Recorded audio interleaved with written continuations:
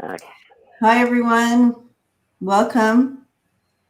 Welcome to Psychic Medium Cold Case Investigations. And surprise, Scott's with us. Thank you, Scott, for coming and doing this with us. It's kind of like mysteries, right? Yes, mysteries, of course. Hi. So, Trying to get my YouTube up here so I can see the chat. oh, that's a good idea. And so, hi, Pragya, Janet, Sharon Lee, Prince Charming's mom. Who else we got? Charlene. Hey, Lucian. Lucian. Journey. Jaron. Janet. Lisa Rivas. Welcome.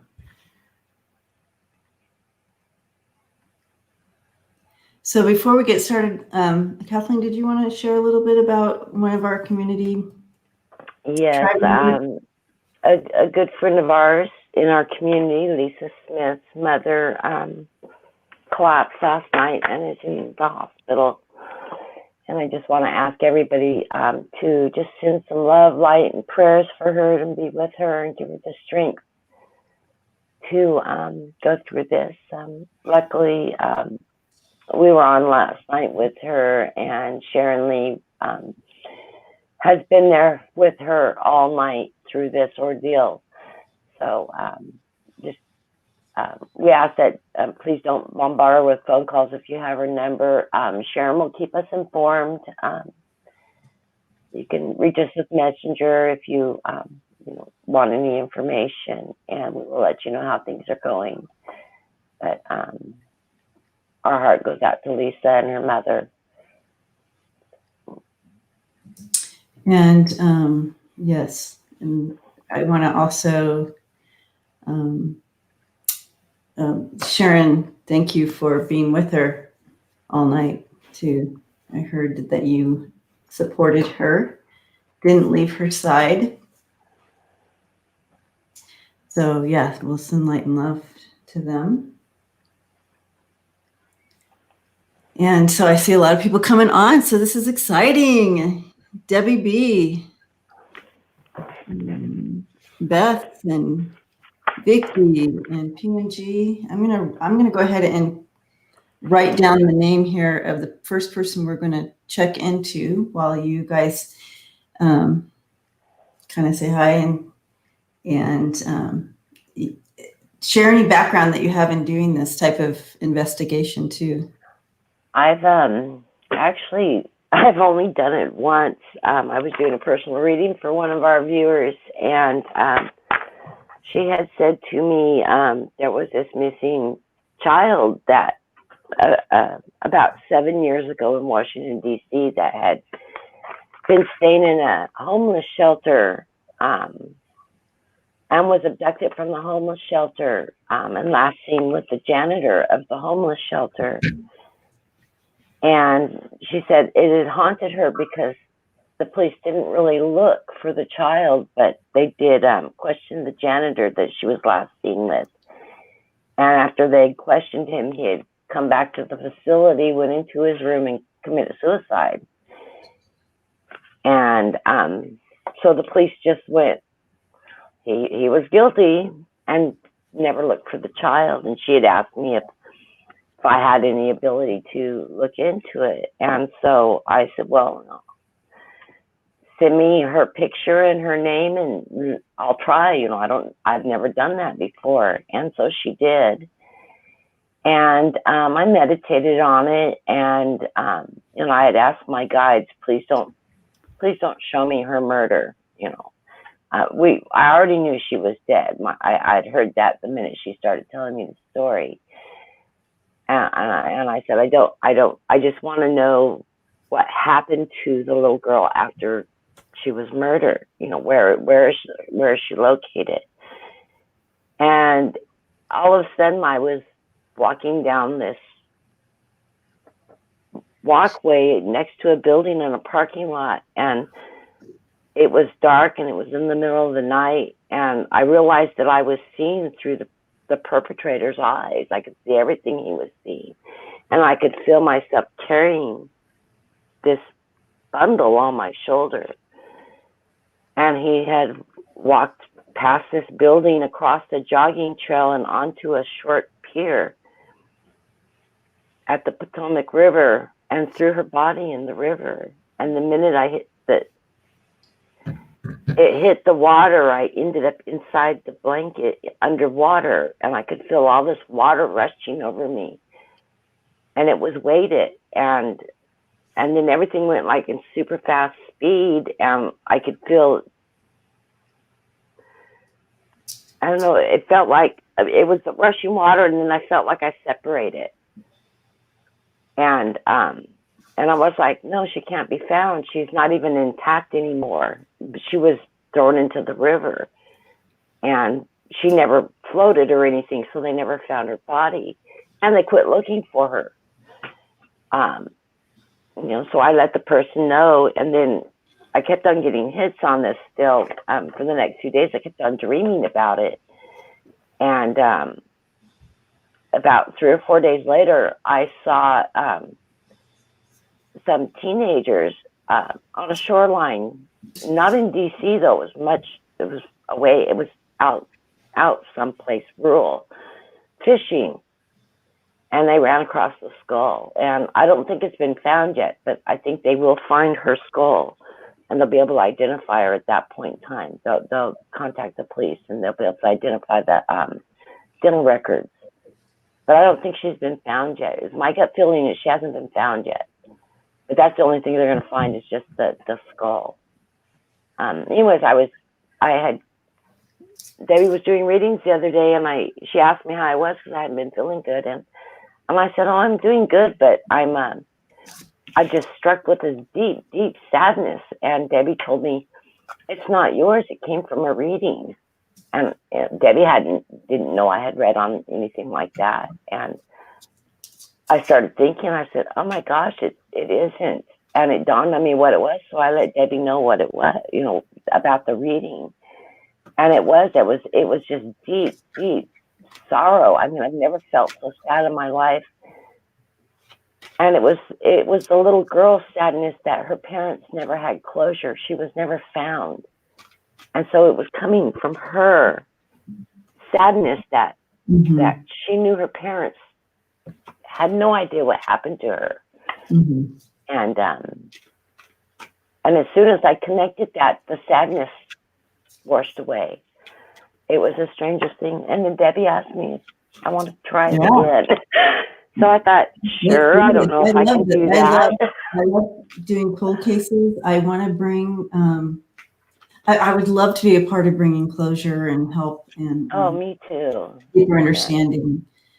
So yeah, this is one of my passions too. So when she was telling me about it, I'm like, whoa, let's do this. And of course, Scott, he does all these mystery things. So super excited. We have a big group here right now, so that's good. Well, not for Scott. Not for Scott. Scott's channel usually gets about 800 people going. Thank everybody for the support.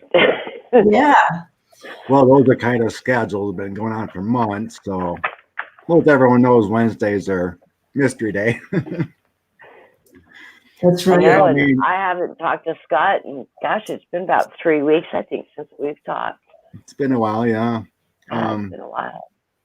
But these are really good practice too, to get into different energies, because I think some of us do have a gift to help solve mysteries, Well, I'm still getting up right now. I'm working with a group of people that we've all met online together, and we're all empaths, and we're all readers, and we've been working together, just practicing. We were taking some classes together, and by working with each other, what we've discovered is our gifts are just opening up unbelievably.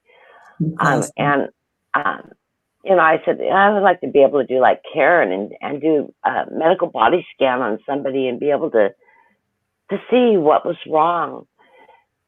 Because I do light work with people, and I've worked with healing people through light work, and I'm pretty good at it. And so us as a group started trying it.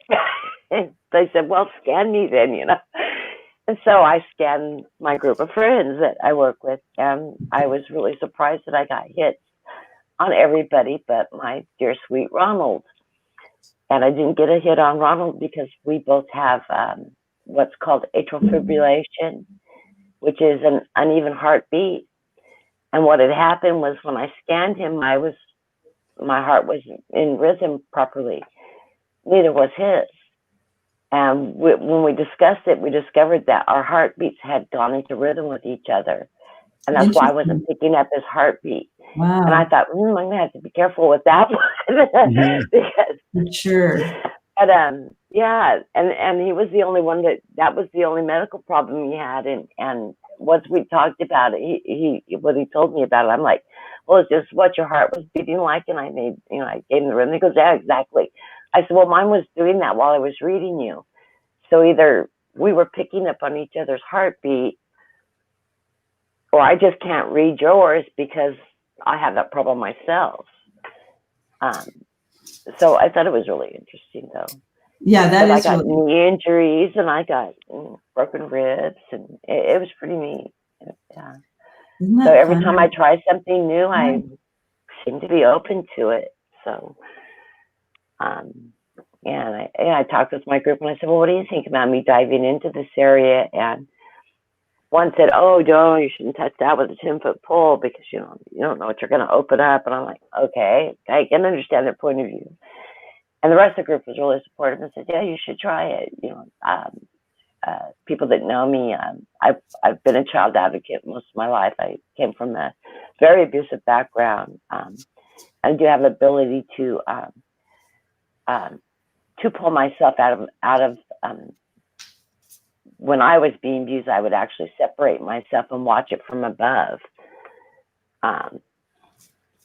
So even though I was getting body injuries, I wasn't physically feeling it. So when I started dealing with this as an adult, it took a long time before I connected it all back together.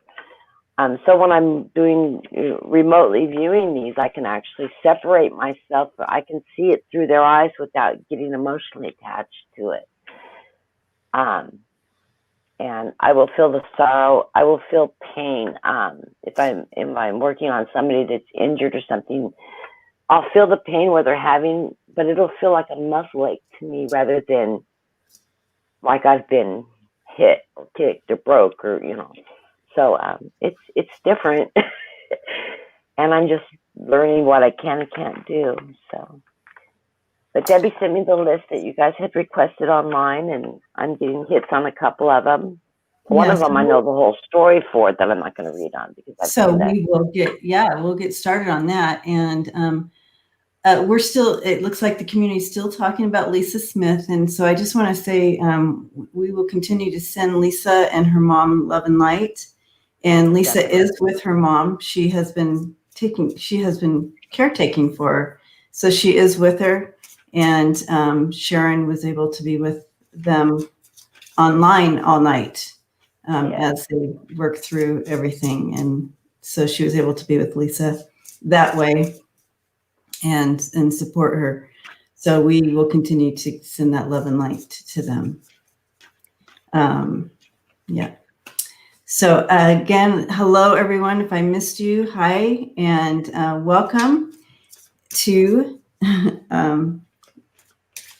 Psychic Medium Cold Case Investigation. So here we go.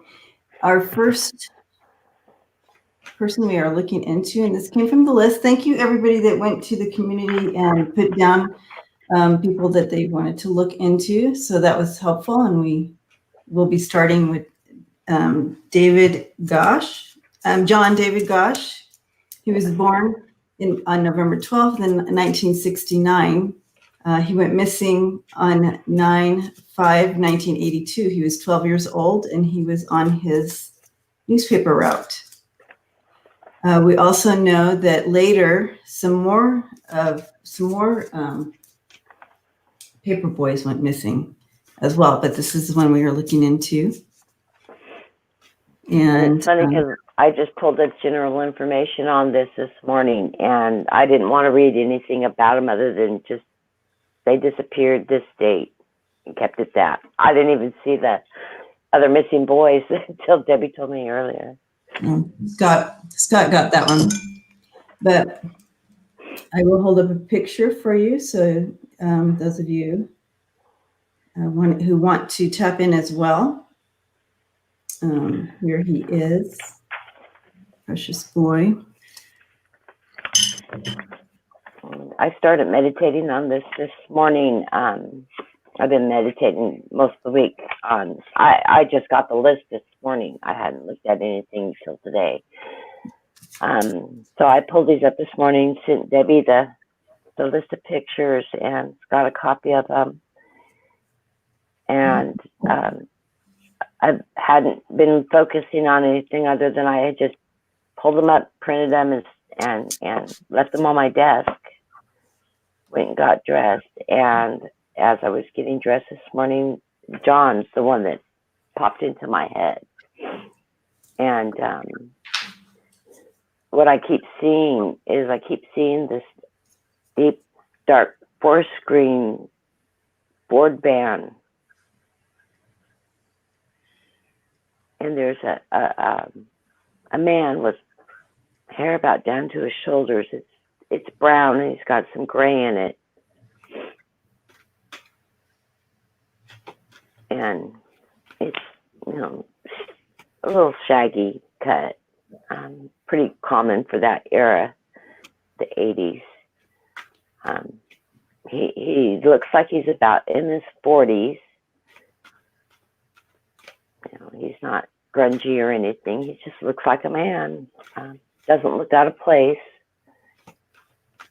And he pulls up and he asks John for directions to someplace in the neighborhood.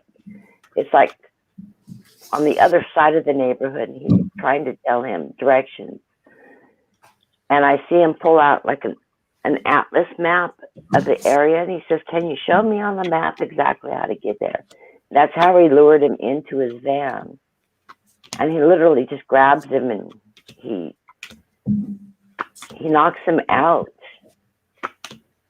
Yeah, I got the knocking out as well.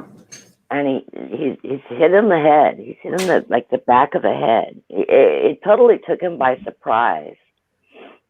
But he's out cold, and the next thing I see is in a basement. And I can see the concrete walls. There's no windows. But it's cold like a basement, like 60, it's chilly. He's cold, and he's laying on the floor of the basement in a room. He's locked in a room. And he interacts with the man off and on. He fights him. He's a feisty kid. He's not going to take this shit,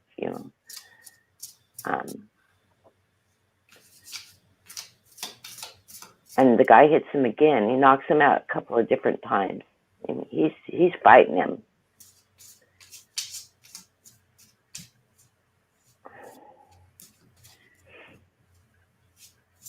I never get what the purpose of him taking him is for. I don't know if I'm thinking it's a sexual abuse thing, but I'm not feeling that if that's happened, he hasn't been conscious when it happened.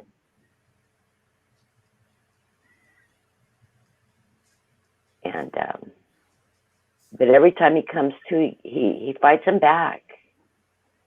I think that's what gets him in trouble, because he's a fighter. He's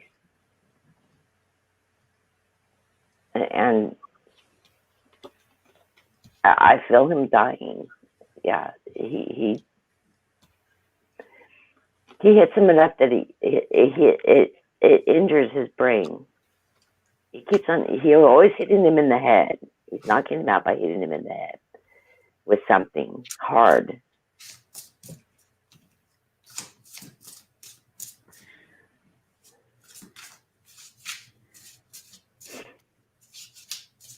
The guy's he's like a medium built.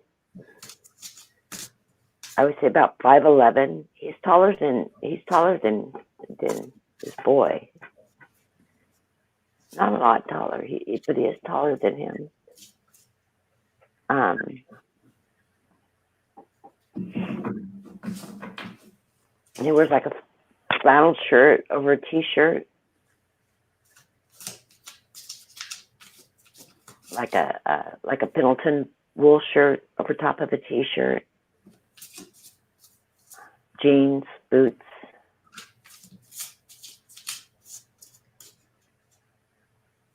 And I can't see. All I can see is it's in a basement. I can't see outside of the house.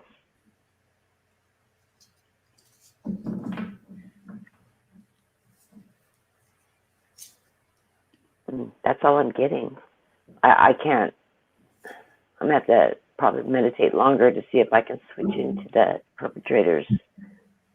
See what he did with the body. I don't know what he did with him. I'm not feeling that. Doesn't feel like this is the first time this guy's done this, though. No, he's a pet. He's a serial. He's serial. John, when you were talking, John realizes that he absolutely is not the first one he's abducted when he was there. He knows that. He knows that he's not the first. And it's almost like he has nothing to lose, like you see him fighting. I also saw him fighting and trying to get out. I'm seeing, however, and I don't know, let me know what you think, but I'm seeing like where I've never seen one of these in person, but I'm literally seeing like where you open up like this and you walk down in the ground, underground. It's a root cellar, like a basement. What is it? From the outside. Yeah. Yeah, an outside basement door thing. Yeah, that's what I'm the seeing. Hatch doors. Yeah. And it's not a big basement. It's not like the size of a house. It's a smaller basement. It's finished, but it's more like a root cellar type basement than a basement. I mean, our basement of our house was as big as the house.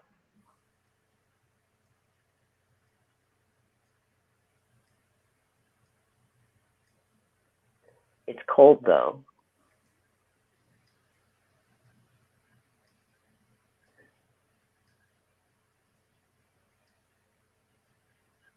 Yeah, I'm in agreement. I mean, I immediately started feeling the fear, heart racing, panicking.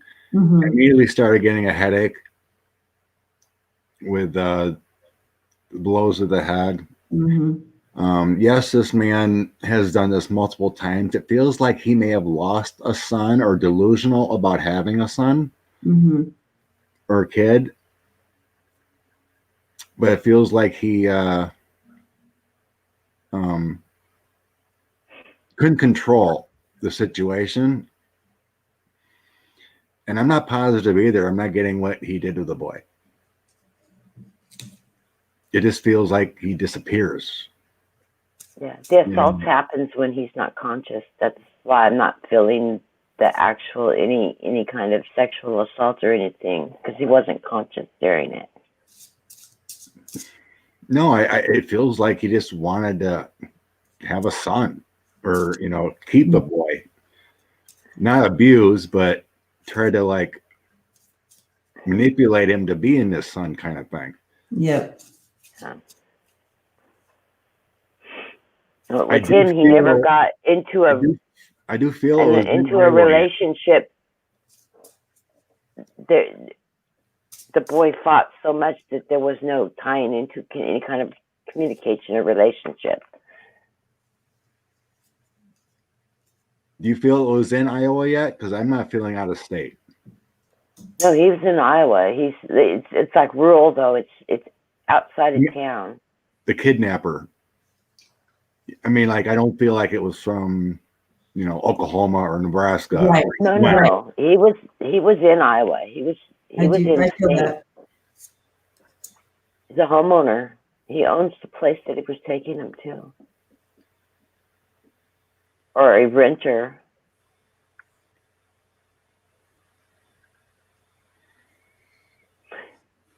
I feel he's rural. It's not, you know, he's not, it's not in a house in town. He was taken away. Yeah, he's definitely rural, because what I'm seeing with this, there's no houses around. And he has to walk from his house to open these things to across the yard. I can just hear sounds. I can't see above the ground level. I can hear him walking towards there. I can hear cows in the background.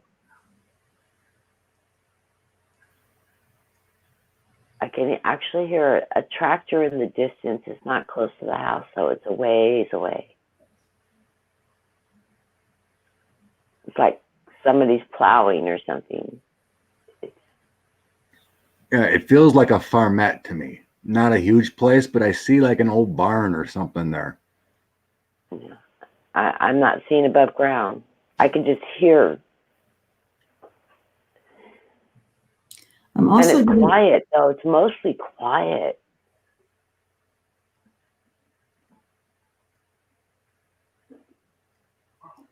I'm getting the name. And it's not even close to the road. It's off the road, because I can't hear traffic driving past. Never hear traffic other than him coming and going.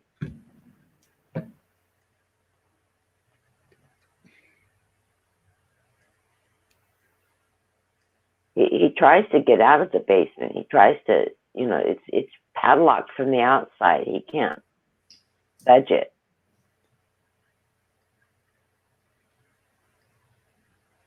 His hands are cut up.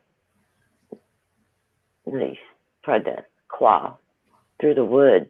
There's nothing for him to use as a tool.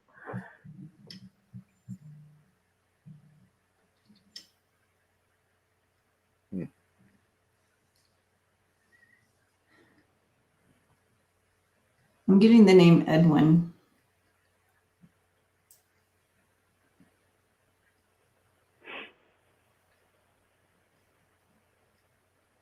And I'm also getting a farm type deal. Like a farm type deal, a churchgoer, like he would have been. Known? Yeah. Just part of the community.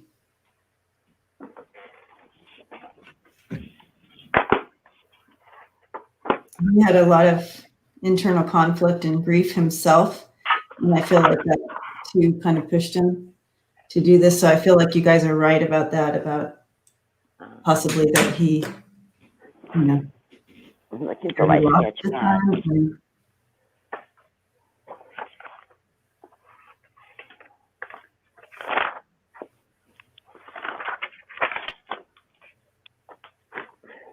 It's funny, my guide told me to buy pencils and a sketch pad the other day. No, I'm serious. And I was at Target, and I heard that, don't forget your sketch pad. And I looked up, and guess what aisle I was at? There you go. I don't know what to do with my sketch pads, though, because I've been drawing funny pictures. Okay.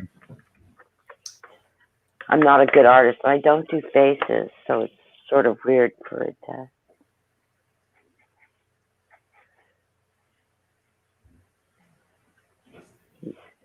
He's got almond-shaped eyes.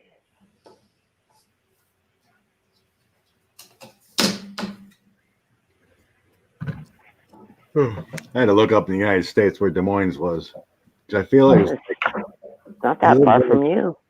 You look, well, like 4 hours. But it feels like northwest rural area of Des Moines to me. It's West Des Moines. Right. It's on the flyer. When you said West, I was like, yeah, it's West Des Moines. Well, Des it's Moines like not that big a place. If I like remember right. Nebraska is a couple hours away. So he obviously knew the Des Moines area.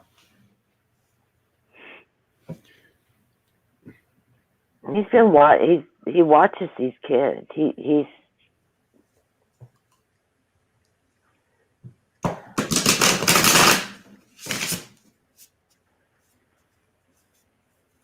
I mostly can see his eyes. He's got dark eyes too. He's got like dark brown eyes, or they just appear dark.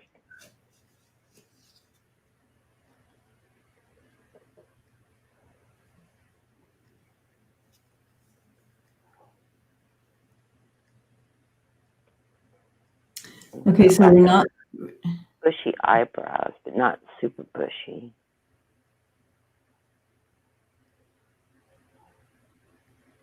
He's got a I'm white. just looking at other people are having some comments.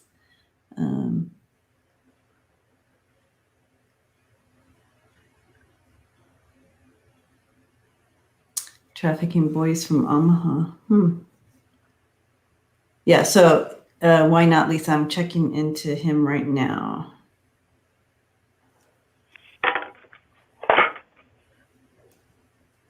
He looks tired too. He looks like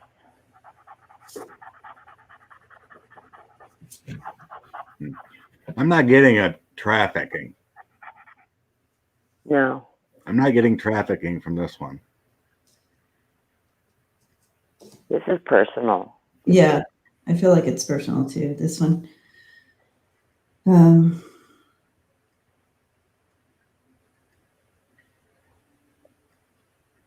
Yeah, heartache. Like when it gets out of control, he just buries them in his property because it's like a 20, 30 acre farmette, it feels like. Yeah.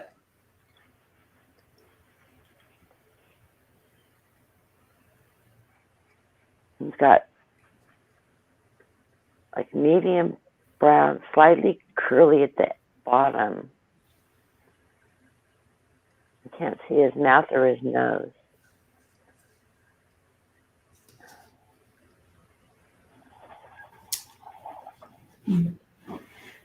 Thank you, Sharon. It's like, excuse the scribble. This is what I'm seeing of him is his eyes and bangs, and his hair goes down to his like shoulder, and it's just like slightly curly at the bottom.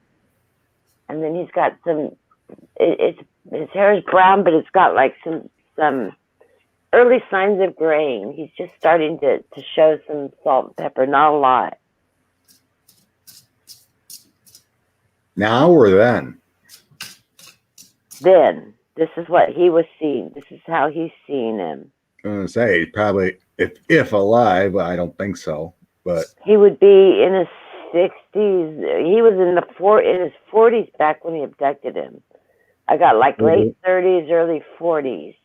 Yeah, but now he'd be that like was 38 years ago, so he'd be pushing 70, well up in there. I kind of sense he's still alive. I was just throwing a guess. I didn't think about it. I know. Yeah, if you think, I totally thought, no, he wouldn't be alive. But I looked over here. I kind of see him old and obviously 82. Yeah, 40. So maybe about 80, I guess.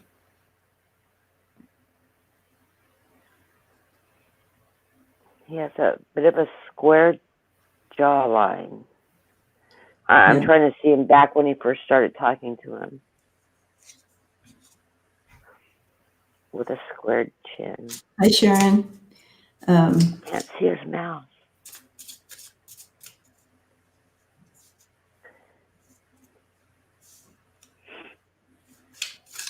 That's pretty amazing, Kathleen.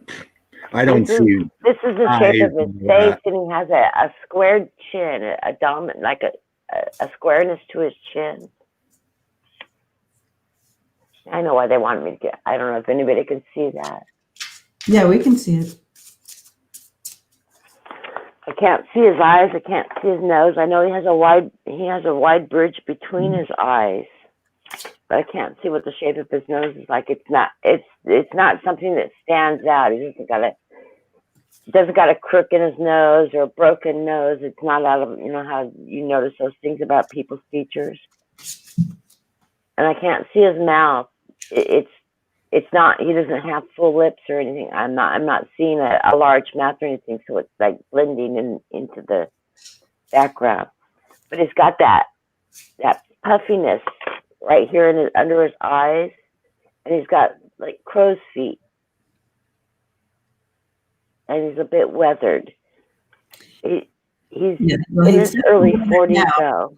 He's definitely weathered now, and yeah, he's weathered now. But I mean, when he abducted him, he was just starting to show his. Like the boy would have looked at him and thought, "Oh, he's my dad's age," he's the same age as his parental group. I wonder whatever happened to the white van. It was a green van. Oh, green van. Dark. It was a Ford. It had that real square nose on it. My grandfather had the same van. My grandfather's van was white. My grandfather was a newspaper man too. You would think that would be something that they could find. I don't know. Cars don't last over 20 years, so. Yeah, it was like a 70s model. I mean, back then, they knew what. It didn't have tinted window. It was just a van. It was like a service van. It didn't have the side windows. It had back windows. It didn't have any business markings on it. I got the feeling that this guy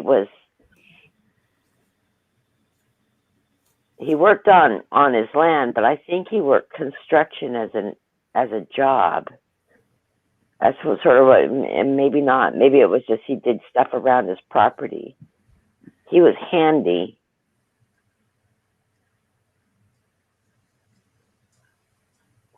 I'm not getting any distinctive odors like mechanical odors or stuff like that. Those things trigger me if I smell them.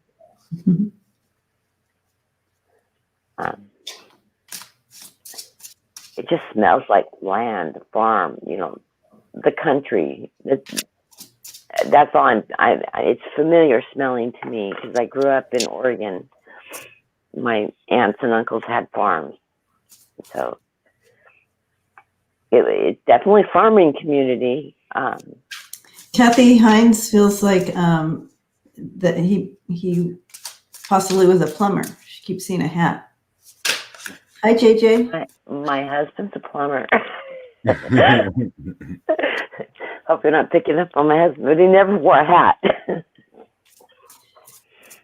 Yeah, Nicole should come on, JJ. That'd be awesome.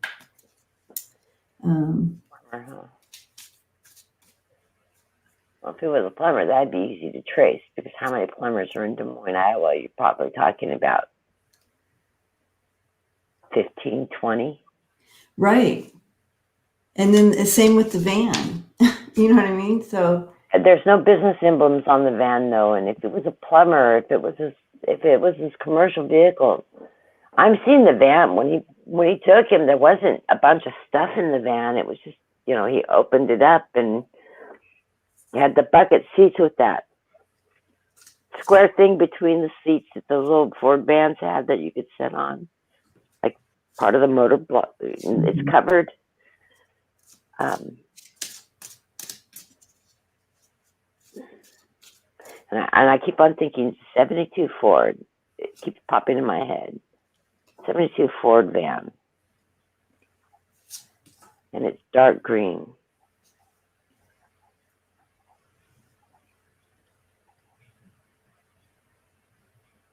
dark green, like dark like my shirt, but green. Yeah, I was getting like a handyman, like more so a carpenter. But he could do pretty much everything kind of thing back then. Yeah. Yeah. Mm-hmm. But it could be that he just does it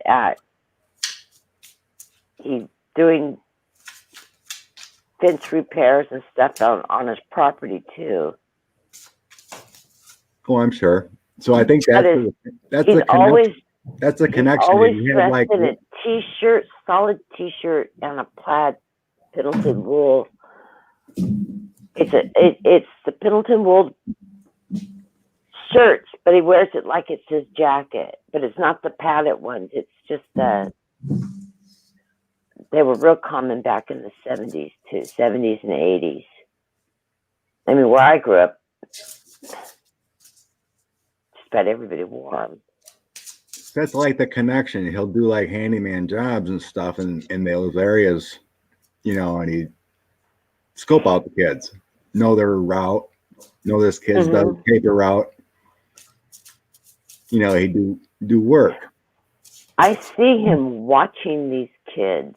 I mean, he literally drives in where he sees people coming, you know, watches the neighborhood kids, them riding their bikes or, you know, doing whatever kids do.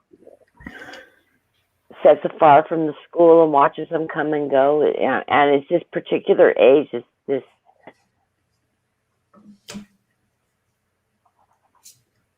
junior high aged, you know, 12, 13, 14, right in there. That's what he's interested in. Mm-hmm. That very, not younger. 12 is the youngest. He doesn't want the little boys. He wants the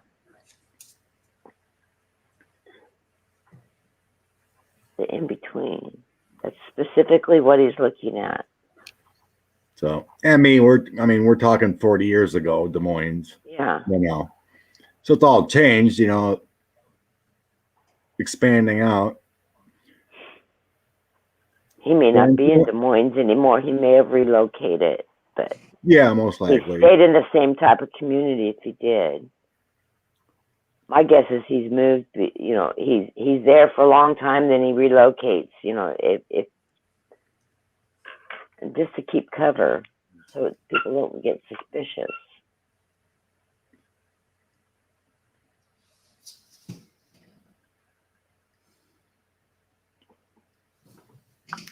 That's funny because I haven't found any.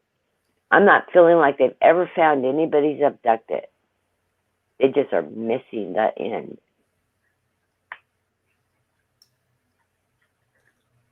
Who said he was on his property? I think you got that right. It's like I feel like, yeah, and I don't know. I feel like he never moves them. I don't think he moved. I think he's still there watching over his, you know. But I could be wrong. But I'm getting that he has not moved. He could still be there, or at least around right there. Yeah, I just don't see him ever leaving. I don't think he's left either. I feel like it's a smaller town or a smaller area, maybe like 35 miles northwest of Des Moines. Mm-hmm. Yeah, so I think he's very rural. It feels very rural. Yeah, I mean, like I said, I see like an old decrepit barn there. You know, it's a little 20, 30 acre farmette type place, old place. Yeah. It feels really not running 100 acres worth of corn or anything like that. It's not a major crop. It feels like a junkyard now.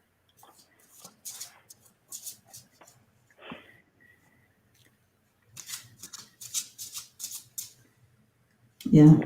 I can't see forward past.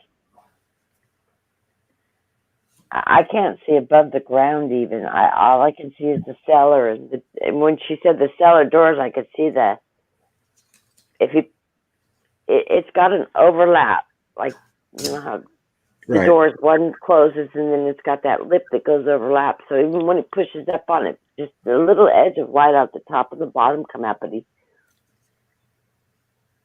And they're wooden, they're heavy, but Right. They're heavy wood doors. Real old houses had that to bring in wood for the furnaces and whatnot. It's like a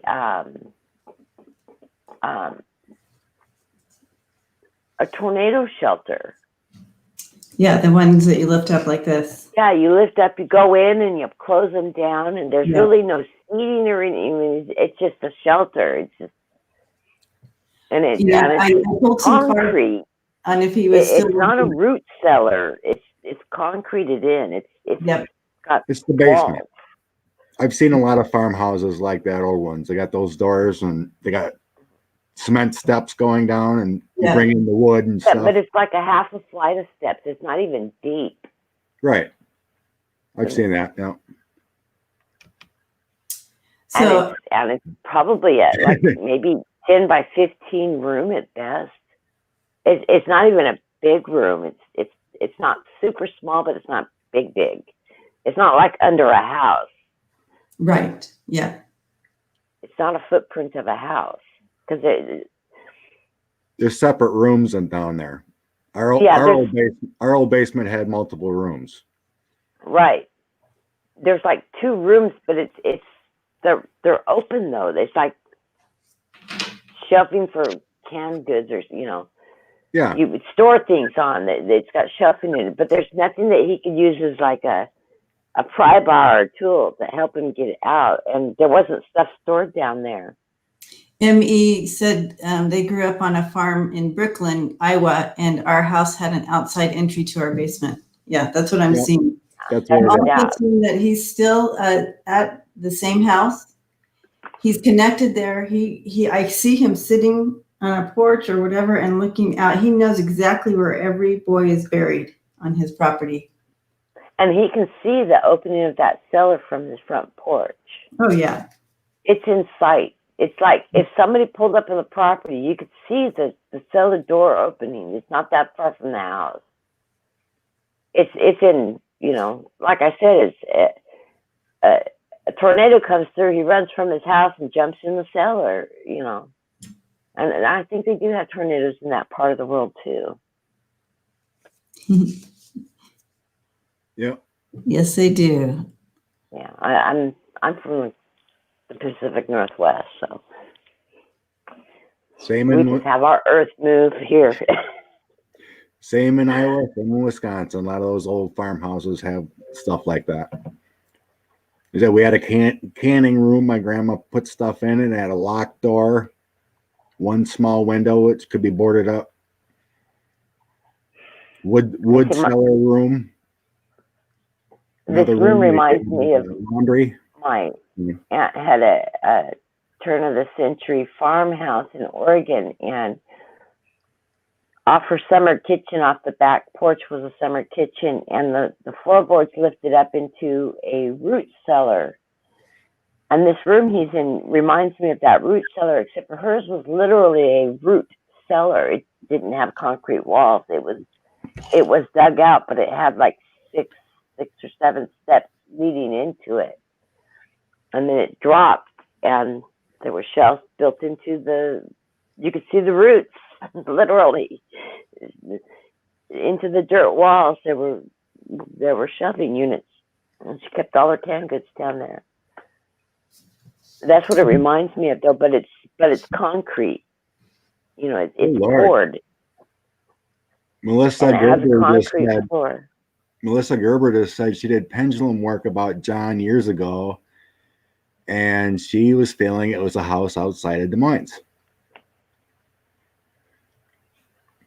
So I just, because, and I want you guys to see, I wrote down Edwin Harper. That was the name I was getting for the man. Wow. And I just looked it up, and there's an Edwin Harper in the 1940 census. He was born in 1936. So that would make him in 82. That would make him older than what we had, though. Yeah, he could have been older. I'm seeing him in his 40s. That would have been my guess, just looking at him. You know how people age, though.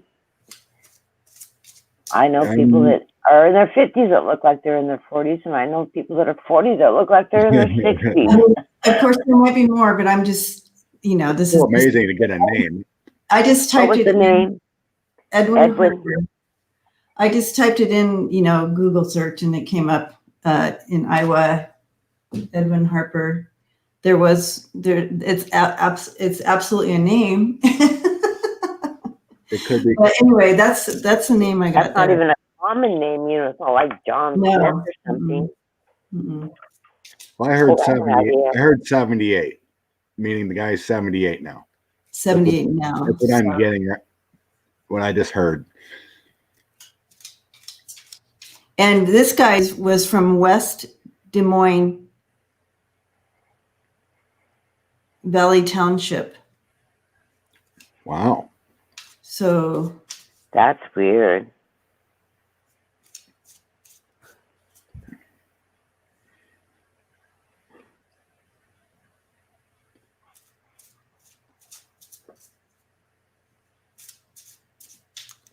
Well, if there's anybody online that's from Des Moines, Iowa, that knows somebody that works at the sheriff's department, yeah, go ahead and look that up.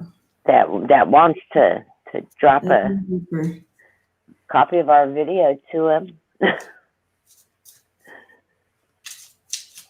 They're also showing a Charles Edwin Harper, who was an inmate in prison. What kind of charges was he up on? Let's see.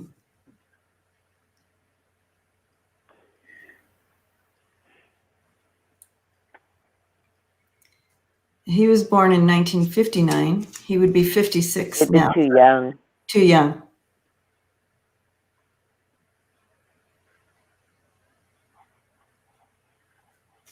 No, this 70-something-year-old man would have been, did you say he was born in 39? The other one was born in 39. And that seems a little too old. 20. What's up, Des Moines Truth? I mean, So about 48. I would have put him at 43. That's about the right age. He would have been 43. in his early 40s. Okay. All right. So that's the right age. Okay. Yeah, about 43. Yeah. 82 minus 42, 39 is 43. Yeah. Okay. That's the right age. I only have one of my. Should have turned my other computer on.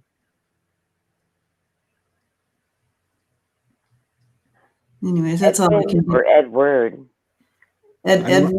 I don't sense this man's ever been in real trouble. Like No, he's ever been to jail or anything like that. No, I don't either. I'd love to see a picture of this guy. I can't seem to find any more on Edwin Harper except that, but Edwin L. Harper.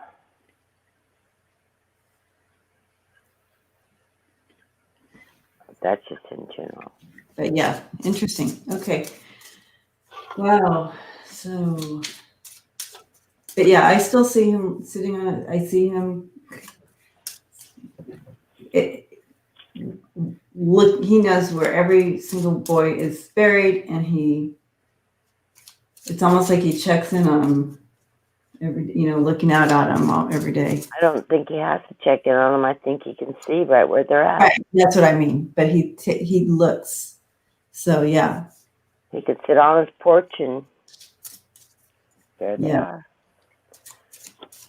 Like buried in the front yard. The side yard or whatever. Yep. So any more on this, or should we move on to it? Any more, you guys in the community here? Do you see more? That house that you're seeing, it's got a front porch that runs the whole length of the front of the house. And there's one large window on one side and it sort of reminds me of the house I used to live in. It built in the 20s, like one of those Sears and Roebuck Tudor type houses. It's like a 2 or 3 bedroom house. Yeah. Built in the early to mid 20s. Yeah. wood facing, it just the pillars in the front, and like a 4-foot wide porch that runs a full length.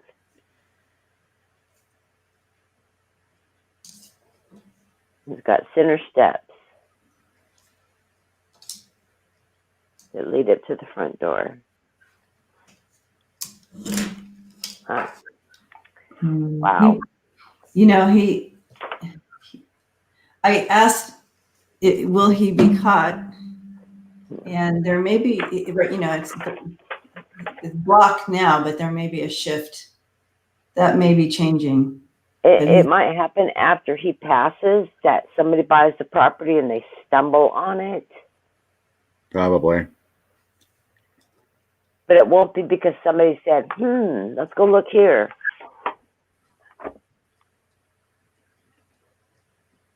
It could slip, but yeah, he talks it in his maybe a dying confession or something. Dying confession, yeah.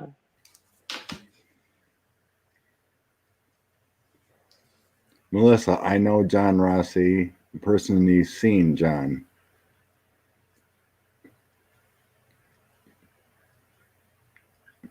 Interesting. Oh, I know John Rossi, who was the last person. Let's pull this up so I can read it. Okay. Sorry, Scott. No, that's fine. Last person, John Gosch.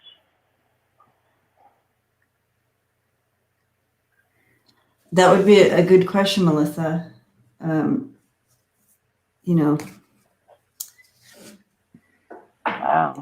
It was interesting how it just came in for me. Wow. And I wrote it down because I'm like, okay, well. If she knows a friend of his that grew up in that area, Yeah. because Des Moines is not a huge place. It's it's not like going into Chicago or something. It's a rural town. My understanding is probably about 50 or 60,000 people in Des Moines proper. Bye, Rochelle. Thank you for It's hanging bigger out. than that now. I don't know.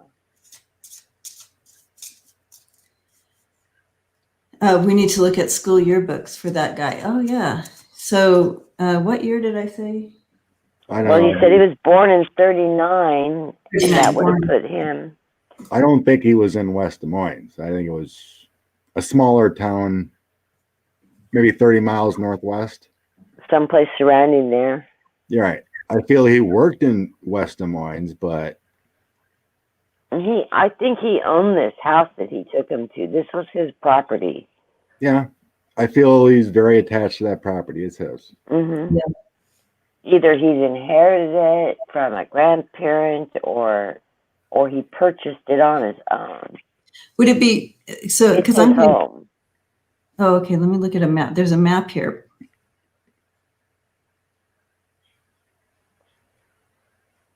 Denison, Kathy D goes, Boone or Denison? Denison kind of feels better.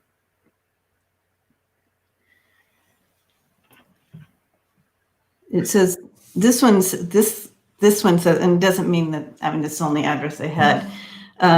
Ward 1, West Des Moines, Iowa, Valley Township, Polk, Iowa. If he owns this property, it can be found through property. If he is in Des Moines or in that county. Yeah, I don't know. Do a property search by his name and find out where he lives. Yeah. So I was a child support officer. My job was finding people. Cheaper cost of living, better schools. Yeah. Well, I'm not good at searching people. I used to be, but part of my job as well, but I don't have all the tools. I don't have the tools. No, I had access to everything. I could get access, clips and everything. That's why all these tax records of Trumpers. So JJ, I got that it was Edwin Harper, and I wrote it down, and then I looked it up. This is what I wrote down at the beginning.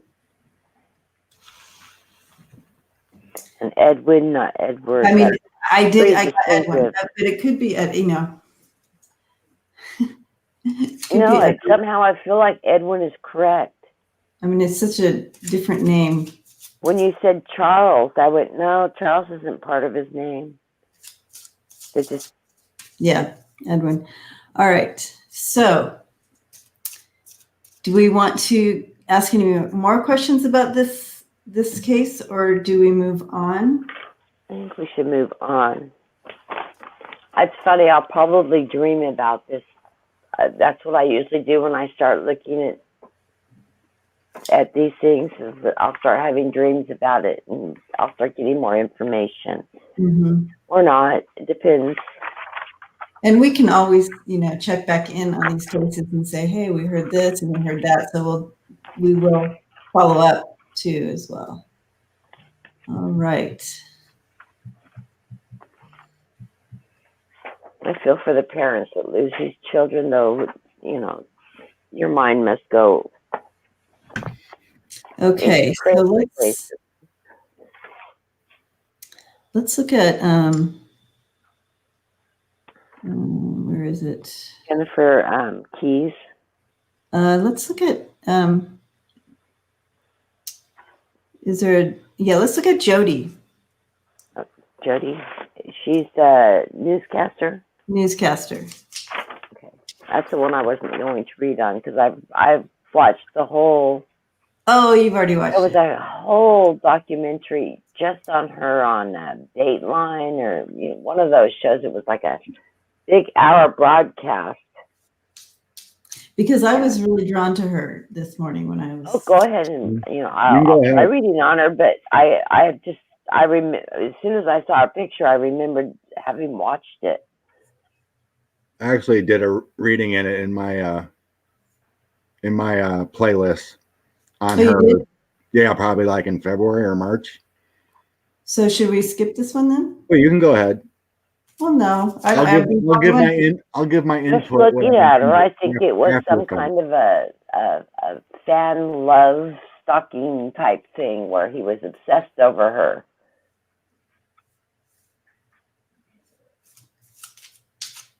And I think that's what they reported. I don't know why I'm just.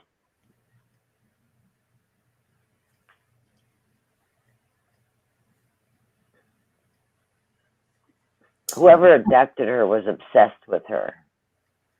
She was pretty. She was their idea person.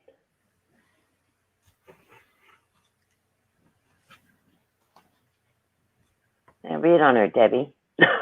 See what I can get on. That's what I'm getting. I'm just. She was a reporter, right? She was a reporter. I'm missing. She was a news anchor. Yeah, she's a news anchor. Yep. News anchor. Yeah. I'll put her name up. Jodi. I would guess she's in her 20s in that picture too. She's not very old. She's not in her 30s.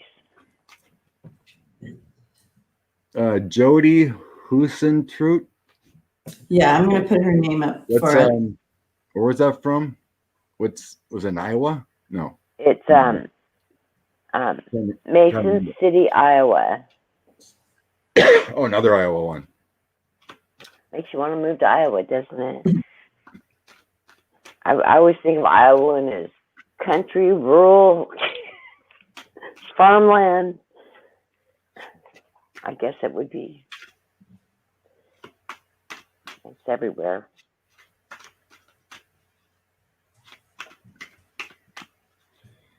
She was believed to be abducted. She had contacted a colleague and said that she was going to work. There was evidence of a struggle outside of her home, and it is believed that she was abducted.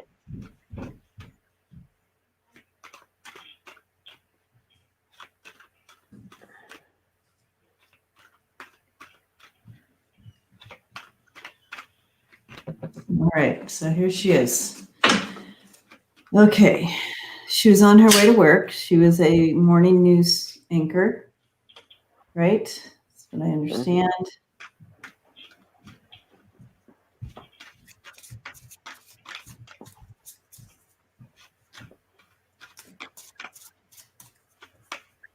All right, so let me check in.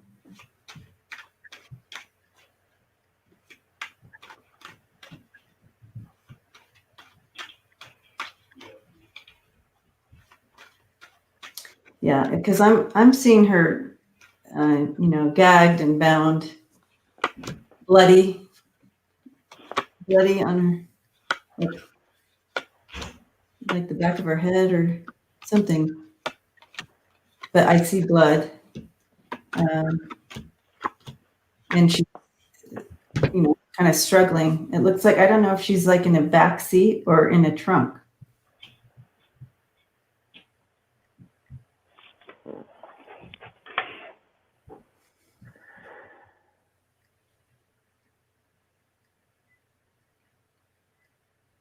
She's in a trunk of sedan, a larger sedan.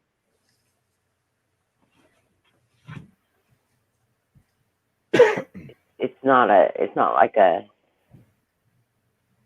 Camry or something. It's got a big trunk space.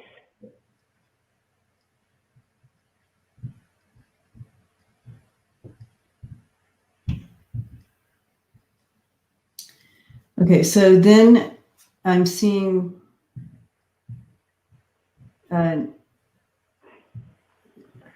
like leaves on the ground, foliage. I'm like out. She's showing me out in the.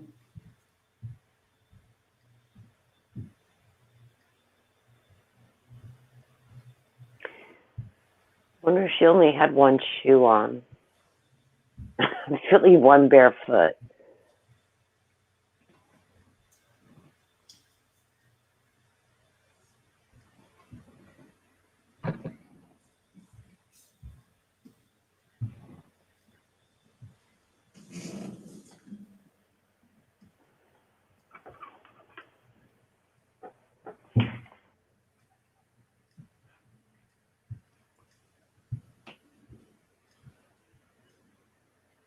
So I'm not.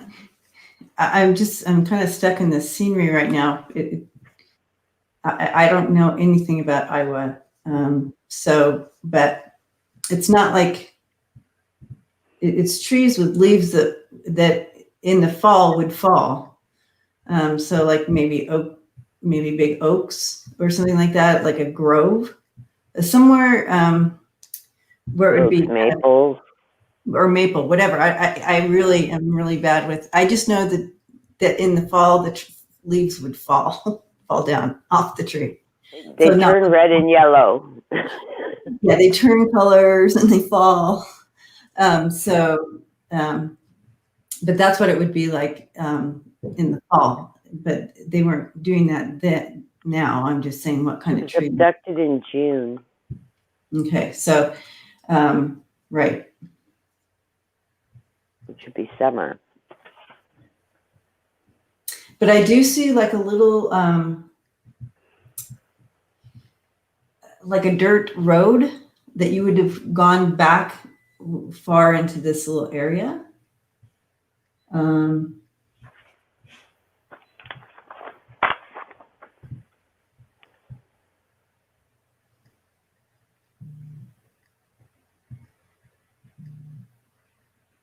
I'm getting the number 30. So I don't know if that's 30 minutes or 30 miles outside where from where they took her, where they grabbed her. Was it a they or a him? Are you feeling there's more than one? Oh, that I don't know. I just said they. Well, that's why I was asking. It's interesting. Sometimes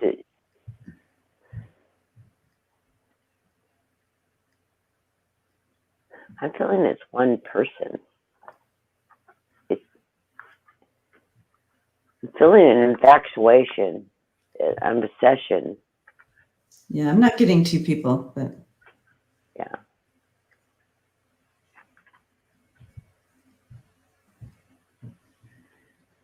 I'm getting that. She's the most beautiful, most perfect, picturesque,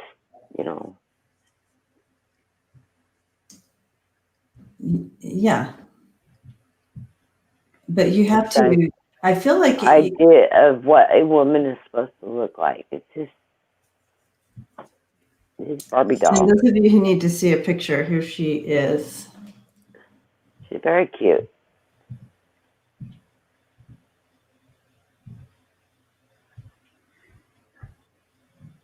So if you want to connect in with her that way.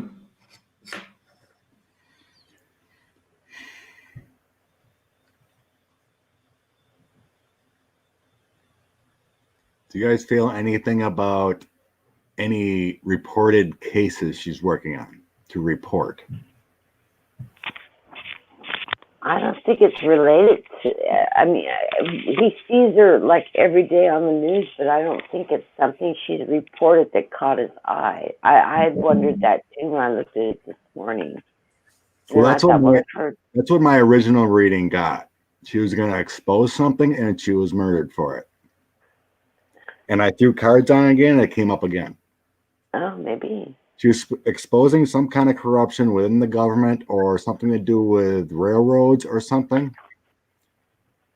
And she was murdered by like a hired thug. That's what I have to kind of go along with you, Scott, on that because I didn't get any weirdness. And I also didn't get any, it was basically getting the job done, feeling to it.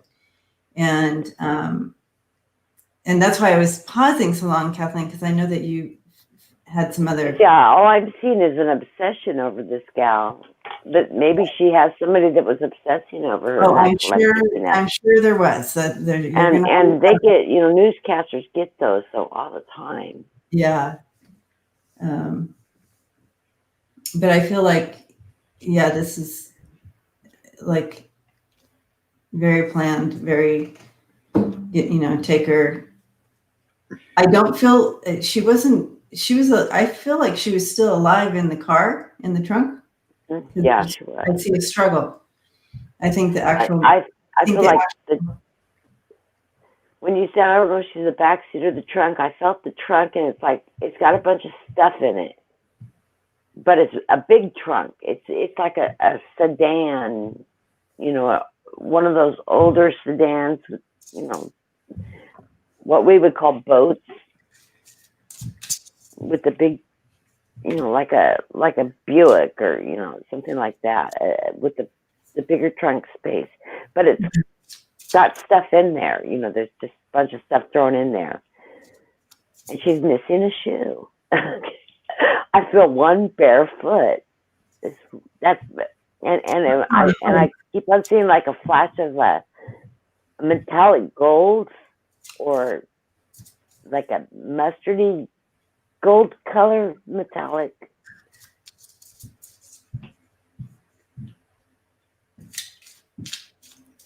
And I'm not feeling that this hired or the person is from the area.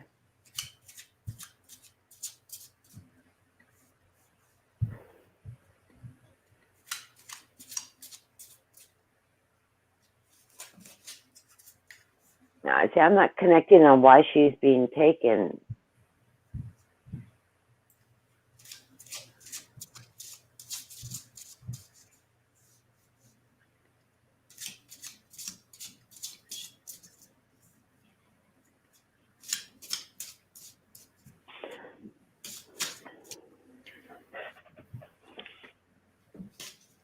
Yeah, I'm not getting, I threw my cards again on it just to make sure, but I'm not getting a man or anything like that. It's just showing all about the exposure and what she was going to do, and she had to go away.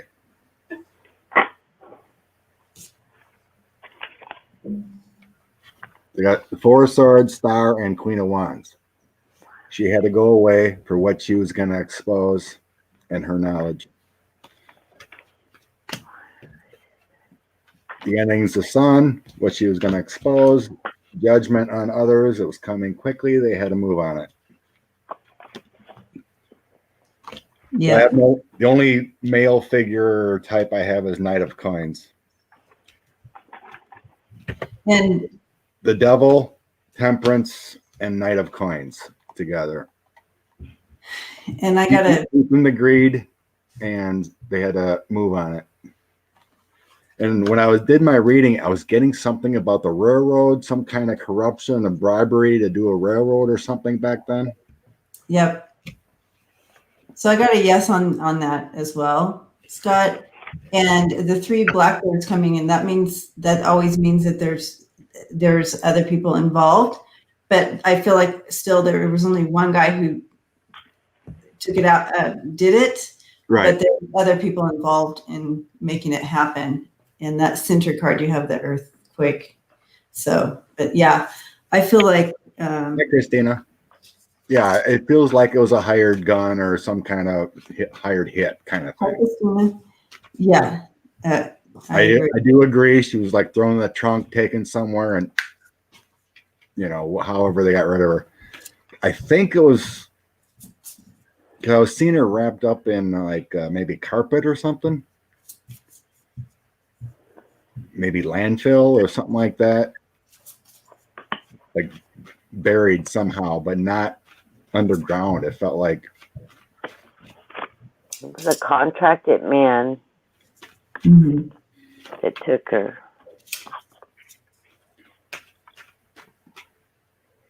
They thought that she was taken from her home due to a love. I think that's the storyline they tried to run with, that it was an obsession. Because I'm getting that in the reading too. Here's her home, the heart, and the fox. But that's not the right story. It's the contracted man that stands out in his card throw. Draw 5 more and see what comes in under it. I think that's what they were suspecting. It was somebody that was obsessed with her, and that's what I kept picking up as an obsession. I think she had somebody obsessed with her, writing her or contacting her or something. But well, when you look back at the articles and about it, there was some kind of legislator who was interested in the case, kept it open, tried to get things moving on it. I don't know. I can't remember how he was part of it, but I don't think he was involved, but I think he may have known there was some kind of corruption or bribery going on and he wanted to get to it, but he was kind of squashed too, I think, if you look up the case.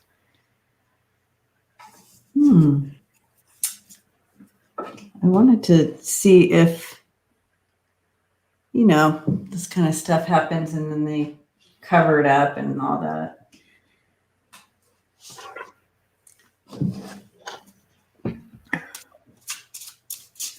I'm going to go refill my water. Be right back. Let's see. Stop can.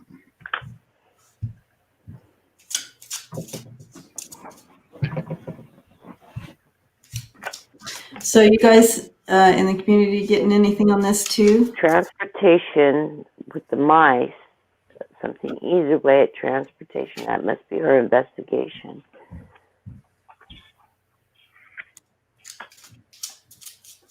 Which mirrors that fox. That would be her investigation.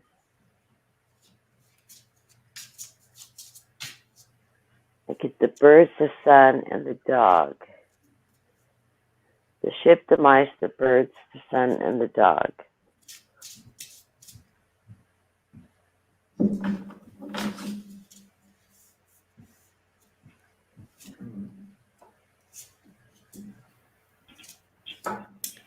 Okay, so I do feel like there was a cover up, and they used the story you're talking about, Kathlene. They tried to correct people to believe that, right? You know how it works. But yeah. I do have a cover up here, and it's someone who was a bigwig. This guy right here? Yeah, cornerstone of the community type deal. The secret man, the man with the secrets. Mm-hmm.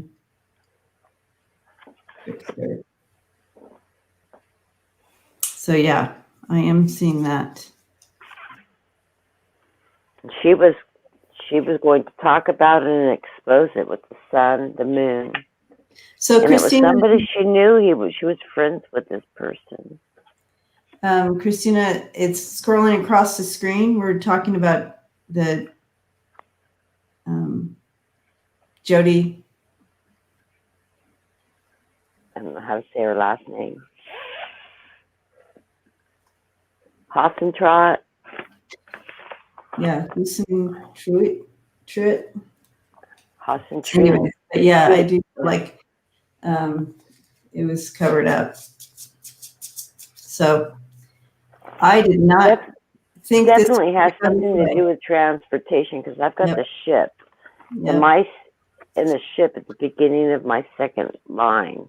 Mhm. So she was eating away at something to do with transportation. Sunshine is asking, why did the police chief's wife mail her journal to the TV station? Interesting. Maybe that's where the I come into these readings completely cold. I got your questions this morning on these, and I brought up their pictures, but in fact, when Debbie and I touched base this morning, that's what I was just getting ready to do. I was just pulling up the pictures and the date that they were missing. And I had wrote Debbie and said, I'm not looking into the cases. I didn't want to read the profiles. I just wanted the basic information. Yeah. So interesting. So the police chief's wife sent her journal to the TV station. And that's funny. Here goes the man in a journal. Oh, Sunshine, that's okay. This is a good one to look at. I have heard. Interesting. I just remember years ago watching the document. I recognized her face. And I thought, well, I don't want to really read on it because I may not consciously pick up on something I watched years ago. I may pick up subconsciously having watched it. I didn't want it to taint my reading. But what I was that's why I was getting an obsession. I think that's the way they ran the story. Was they were selling it like yeah, they were selling it. Okay, somebody saw her on TV and she was such a beautiful young, and they suspected it was somebody that fell in love with her, had been writing her, sending her letters or something, and they abducted her, but they never found her. But they could easily use that as a cover-up story too.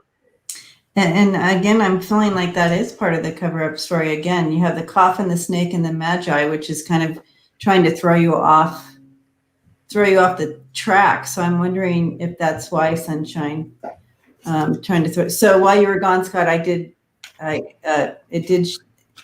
came out that definitely they were trying to cover it up with different stories, Yeah.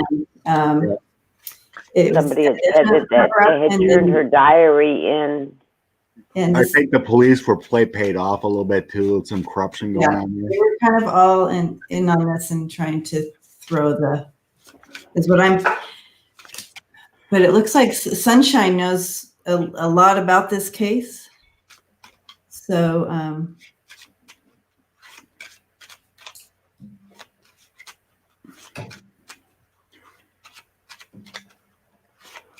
it's just a different time when more briberies could go on.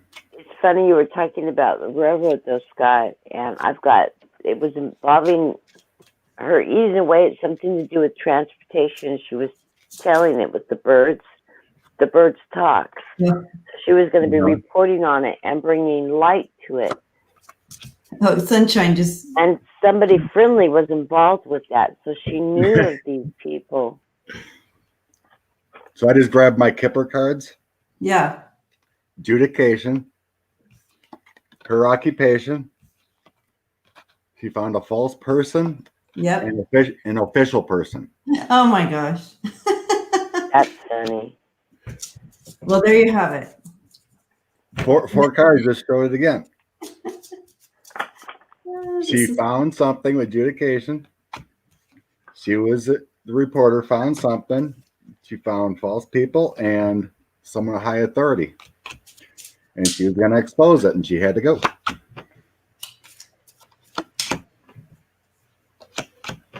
We got the transportation, the exposure of a friend. I've got the backstory of the lover stalking her. The Kipper cards are great clarifiers. The Kippers are very similar to the Lenormand. That's why I like the Lenormand too, is because you can.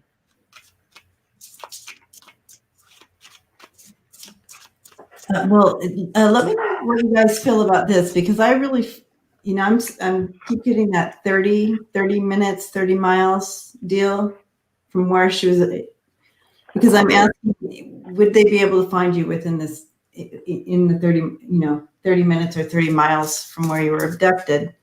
Would they be able to find you? Because I kind of see her and she's just kind of looking down at this ground that I'm telling you that is just covered with like old leaves and stuff, and a dirt road to get there, and kind of off the, I think off she was the just track, but someplace off the beaten track, and they just haven't ran across her yet. Is she out in the open versus being buried? No, she's looking down at the ground there, and all I can see is leaves, lots of leaves. Old leaves, you know how it piles up, the old leaves from whatever these trees are. That is it an oak She's tree? looking down from. Well, that's just, no, I mean she's just showing me. Where her last view was before she died.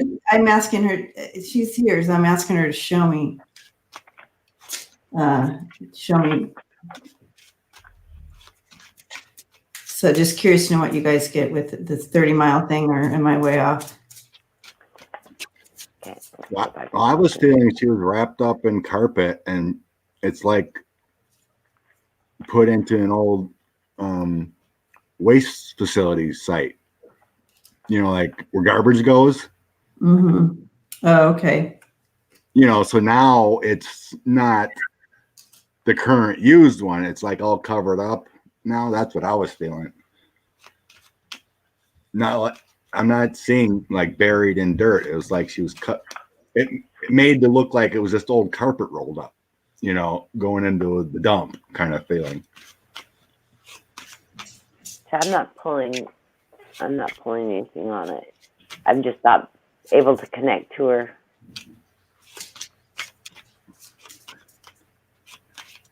The only place I connected to her was her getting thrown into a trunk, literally picked up and thrown in.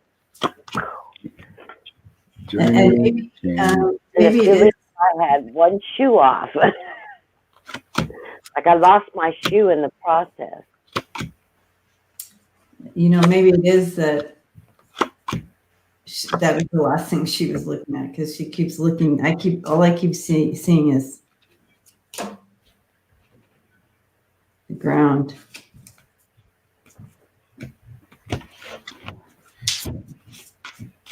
And whoever picked her up, she was nothing. She didn't weigh anything. She's 110 pound type, little tiny thing.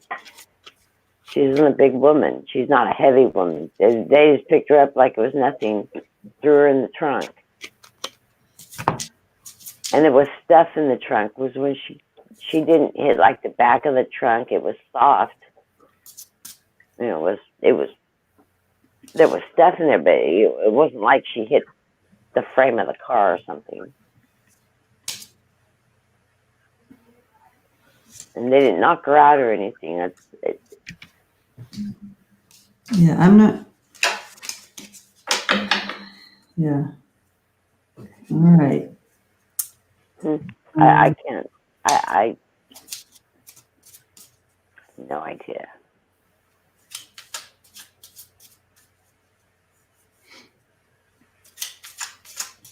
Right. Usually like dump sites are 20, 30 miles away from town, which would make sense. But I do feel like we're within about like, when they do the dumps and whatnot, for garbage, it's build up, and they move on another hill, so been long buried by now. I don't think she'd ever be found. That's my feeling.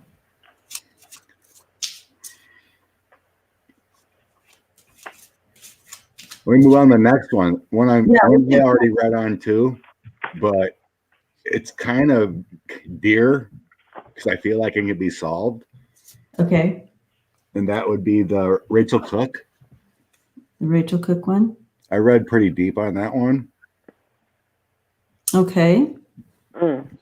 She was home for college in Georgetown, Texas. She went for a run and never came back.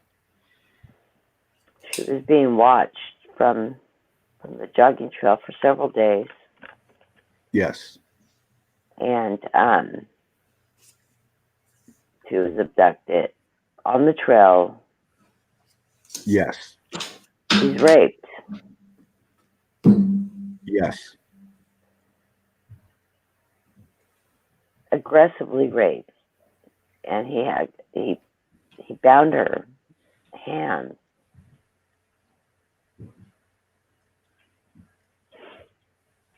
And killed her.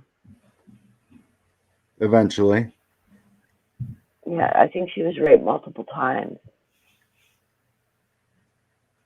Can you see the vehicle? No, he was waiting for her on the trail. He's like, wherever she was running, it was a long path. He was like halfway into her run. Mm-hmm. She was not right on top of the housing and stuff. She always had a similar route where she ran. Mm-hmm. He waited. He watched her for days, though. It wasn't like, oh, she just happened to be the one that jogged by.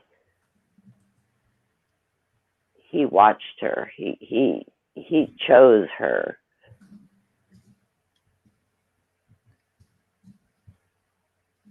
So I was feeling he knew the family. He might. Not closely, but knew the family. And I was feeling like connection. He knew her.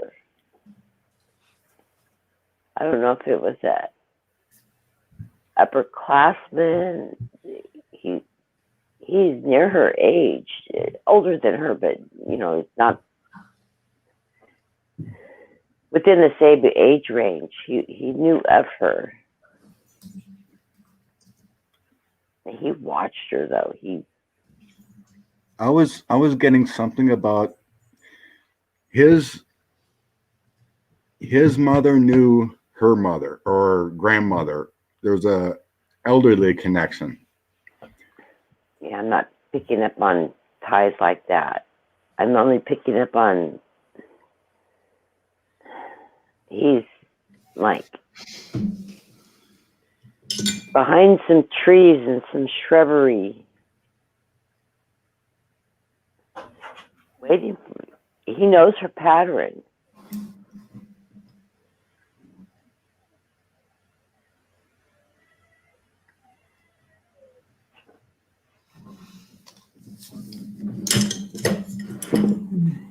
So it was like a smaller road, it feels like, and there was like trees on both sides, is where kind of remote where he took her. Mm-hmm. It's almost like he's got an area sort of prepped for the attack. I was seeing like a white van. Yeah, I'm not seeing a vehicle. I don't even think he moved her far from where it happened.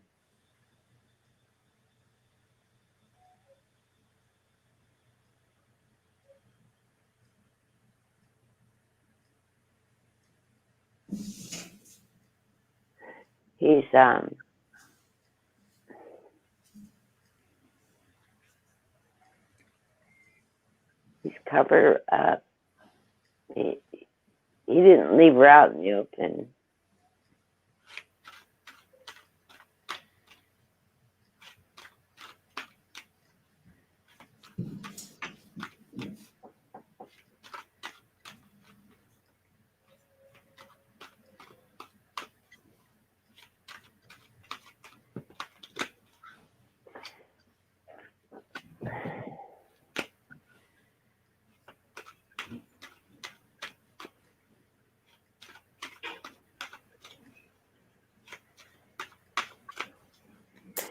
Yeah. it took her by Oh, total mhm. surprise.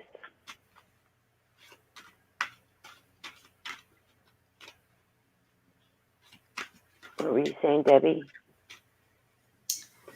I was just kind of seeing that this would have been, she would have been kept in a house, but there is a locked door that and you open the locked door and you go down the stairs underneath. And I feel like she's telling me that she, tried to get away several times.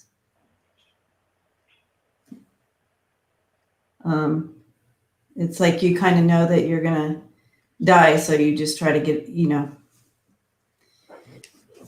but Yeah, You I have felt nothing to lose if you I fight. felt this guy kept her for a couple months, and yeah, I felt like his mom's house, like in a neighbor town, like 15 miles away. this house is decorated inside. It's not a male's house. Yes, So it was I, like I absolutely agree with that because I was confused with the decorations in the house. because this guy isn't articulate. Like he would live meagerly and kind of in a poor kept up place. What I was feeling is that his mother passed. He had access to this house, but then it was sold later. So that's why he was able to keep her there. What I was feeling. Mm-hmm.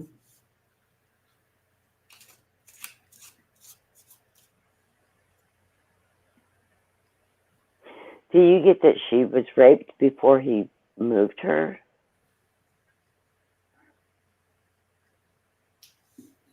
No, I don't.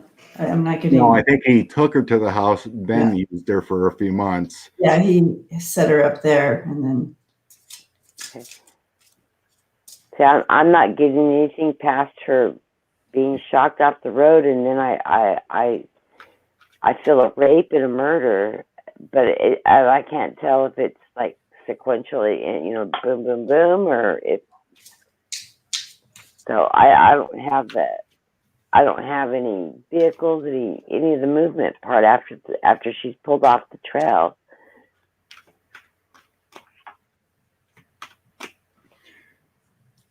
What do I I get? was saying he pulled up next to her, and she kind of knew who he was.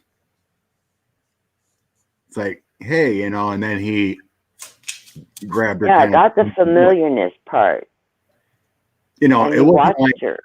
it wasn't like new, like friends, but like, oh yeah, I remember you.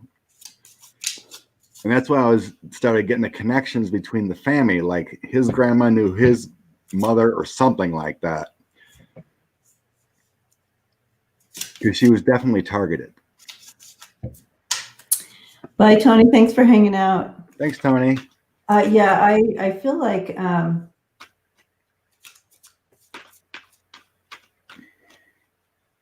that she did try to, psychologically talk her way out of it, but He's totally drawn a blank.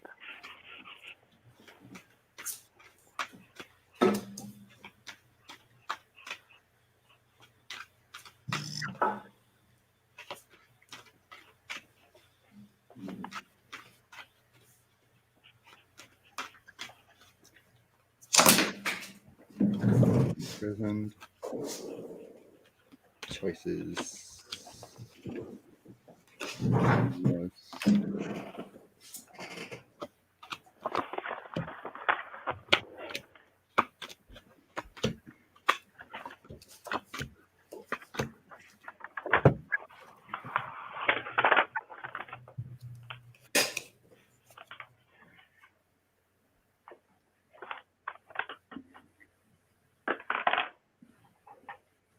I feel like the house would be a smaller home. It wasn't huge. Where he moved her to, or where he took her to? Where he took her to. And, I'm just not familiar with styles of homes, so I can't say what the style was, but I get a sense that the outside was yellow, and it would be, I want to say, built in the 40s. It would be an older home like that, and the inside was. That would have been an early track like home. an older lady would have, you know what I mean? Like an older gal would have been there, with her doilies and, tea, like that. Mm-hmm. So, and like some wallpaper, and so very, more feminine feel to that, like that on the inside. It's almost like you would come up like a little, like wooden steps to get to the door. It wasn't flat to the ground. You had to traverse just a few steps up with the white railing, and but yeah, not a very big home, but it did have it was a full door that you opened to go down these stairs to the, I want to say like I don't know if it was a basement or just a cellar, or I don't know all the words. Yeah, like an old, it seemed like an old farmhouse, but it wouldn't, I don't get that. I don't get that it was on a farm or anything. There was no farm. Yeah. It felt like the suburbs to me. Yeah, it was more like I've seen other houses around it. Sounds like you're describing my grandmother's house post World War II, early some of the first what do you call them, track houses, the suburban track house, semi-custom. Yeah, maybe something like that. I'm very unfamiliar, but I don't get it was out. I feel like it was more of a suburb type deal. But I'm interested in this door because I've never seen this before, where you have this door that you can lock, and you can unlock it to go downstairs or down these steps. So that's interesting to me, but you could lock it. He had a lock on it anyway. Our basement door had a lock on it from the inside. Oh, okay. See, I don't know. It locked like a front door or, a side door. It had a interior, exterior type knob on it rather than just a regular doorknob to just open them down. I just think that's really interesting to put a lock. Well, we had on the inside of the house. We had a daylight basement with part of the basement was a garage. You actually parked your car under your house because it was open on one side. I think that's why I had that kind of doorknob.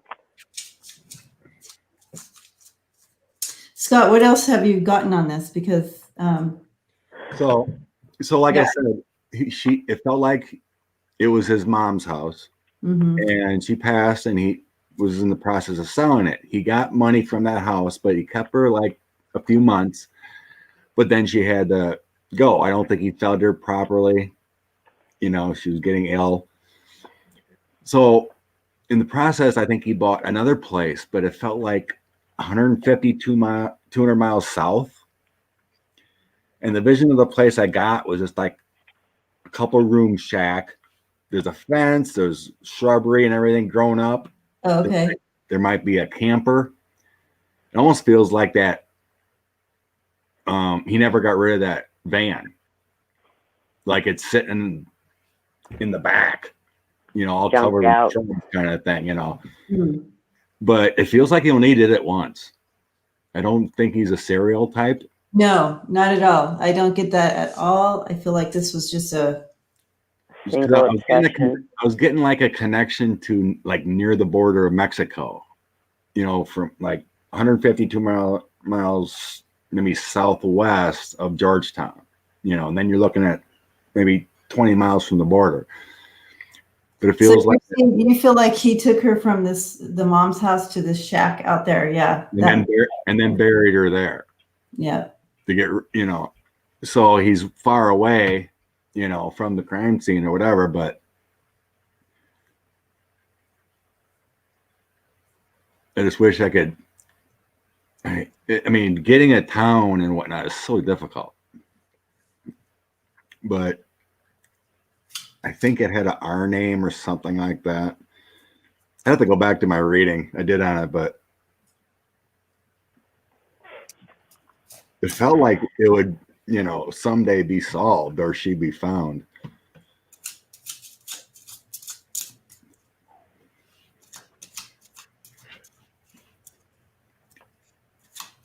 He said it doesn't feel like he has much money. It was just kind of a loner, no real skills. He was obsessed with her for some reason and took her, but there was a connection to the family. Mm. Like through his mom. Like his mom knew the grandma of Rachel or something like that.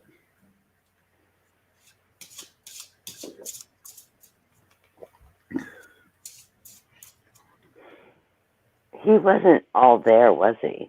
No, Had like no, a mental I don't think he was all disability. He was slow. He had a low IQ.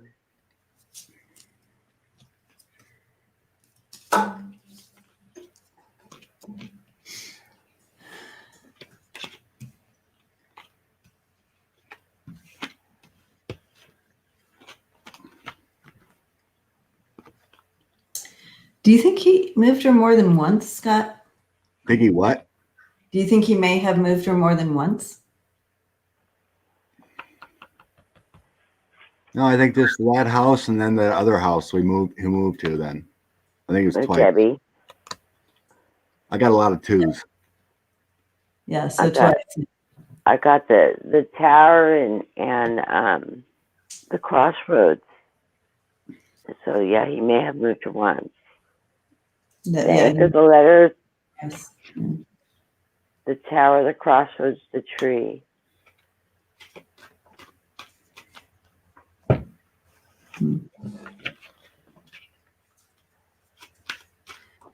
Yeah, so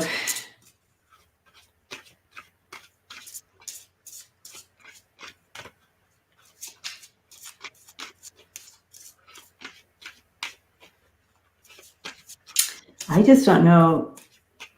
I don't know that they're going to find her, but I'm getting a sense of that. I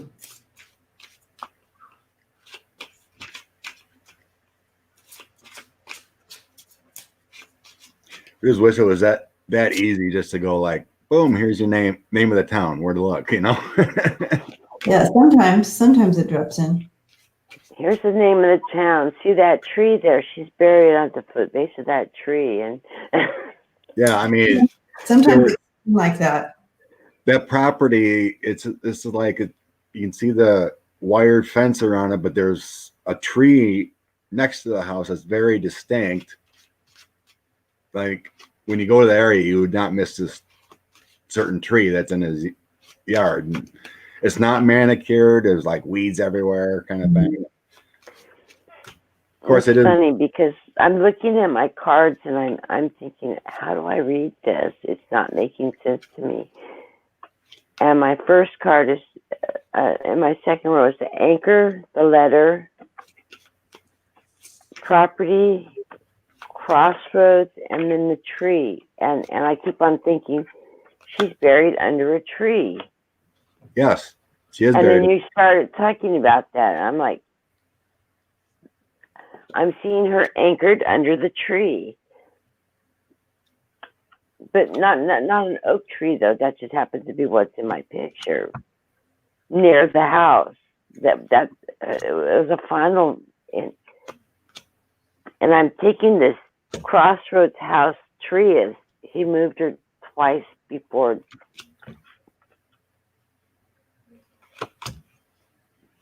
she went to rest. But I'm not picking up on exactly what happened with her. It's really weird. I'm like very fragmented.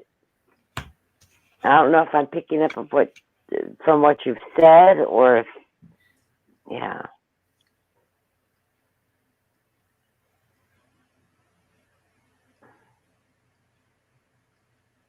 Yeah, I don't know why. I remember now from the reading after I threw a few Kipper cards, you know, the mature man took the child, but then he had bad health. And then he went into poverty. He lost all his money. So that's why he might be just living on Social Security now or something, you know, really poor. And see, I've these two cards just made me feel like he was not mentally stable. He was like really slow. Not schizophrenic or that kind of mentally unstable. He was a dull person. He wasn't very intellectual. Yeah. He wasn't well educated. He was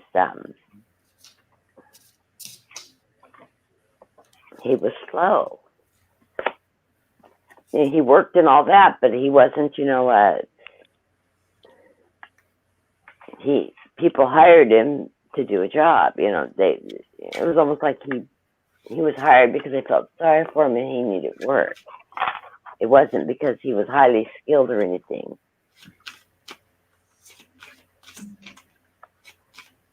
He doesn't feel like he's socially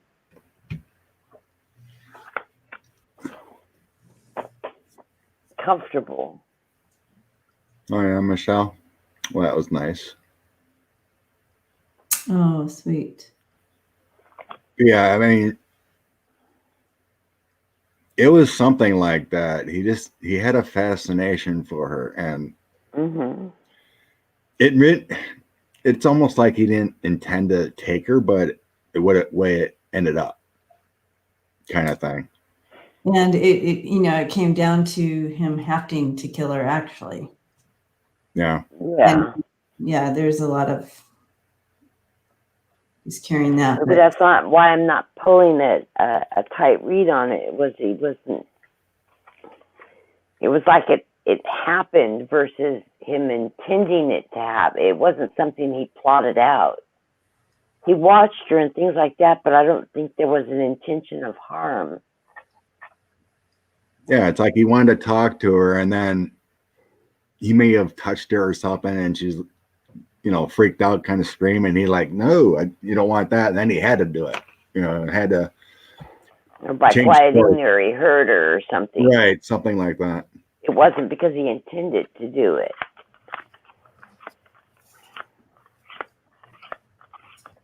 But it just went wrong. Which is probably why you're getting that. The parental figures, family knew each other somehow. Because if like a stranger comes up to your vehicle, you'd be like, you'd stay away kind of thing and be like, directions, but it felt like she went up to the car door. Oh yeah, I remember you or whatever, and what I got was she was feeling so surprised that he grabbed her. I mean, it wasn't, she was not expecting anything, it was. So however he approached her, it was totally by surprise.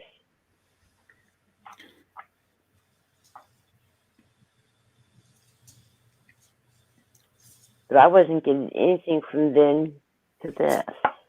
Yeah, good point, Beth. Right, yeah. Well, she just keeps showing me this really aged wood, like how it turns gray. Mm-hmm. Like an outbuilding that's kind of collapsing, and the wood is gray. And then you have the tree. You have maybe that tree that you're talking about. I'm just seeing this tree. And so somewhere around there is where she's buried. She's showing me. Yeah. So I'm looking around, and it seems like it gets kind of hot in the summer. You'd get hot. the weather would be warm in the summer. Well, Texas is always hot. I'm thinking mesquite, something like that, a mesquite tree. It's a hardwood, but it's not an oak tree. Mesquite's hardwood. You know what just popped in my head? You ever seen that movie of Mice and Men? Yes. With John, or the one guy was, you know, a little off, and the other one took care of him. Yeah. Yeah. It makes me feel like that's who the type of person he was. Right. Yeah. He wasn't quite all there. Yeah. That's what I'm sensing. You know, too. it's like Immature, not sophisticated. Yeah, he needed help. yeah, he may have even been on Lenny. He might have been even on this some kind of disability for what he was. Yeah, I'm picking up that he was mentally slow. He could read, he could write. He would be the handicapped kid that was physically capable of holding down a job. He did a good job. He worked hard. He was just a little on the slow side. He wasn't retarded. He was just slow. He looked like a normal person, you know. You didn't pick him out of a crowd, you know. He just looked like an average person, but mind didn't work quickly. Mm-hmm. He struggled. I feel like he worked like in a grocer or something, or he fixed things. He was handy with his hands. He worked those kind of jobs. You know, he wasn't technical or professional. It was people hired him. They taught him what to do, and he could pick up on how to do things. And once he learned what he was supposed to be doing, he could do it. Now, would this be about 15 miles from the border? Where he is now? Yeah. Where? I feel like really close to the Mexico border. Yeah. I feel like you have mountains, and then you get the... Yeah, I was seeing mountains, like Rocky Mountains, like jaggedy rocks and... Yeah, so where he's at, though, I feel like it's flat, but I feel like it's near mountains and... No, Kimberly, we felt that was a one-time deal. It wasn't meant to, you know, he wasn't feeling like he was capable of being a it was an accident, so to speak.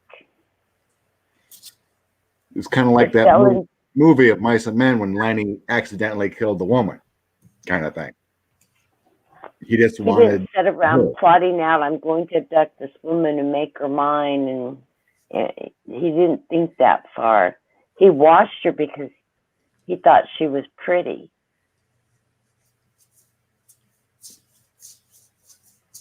So it feels like I have to go back to my video, but it felt like a small town, like 15, 20 miles from the border of Mexico, but like Georgetown, go down like southwest in that area. I think it was an H name I was feeling.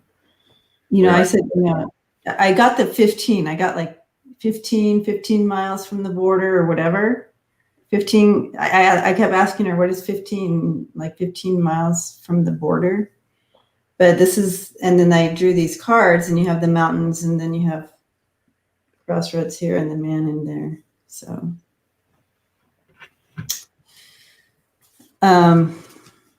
gosh, I wish I knew my geography better.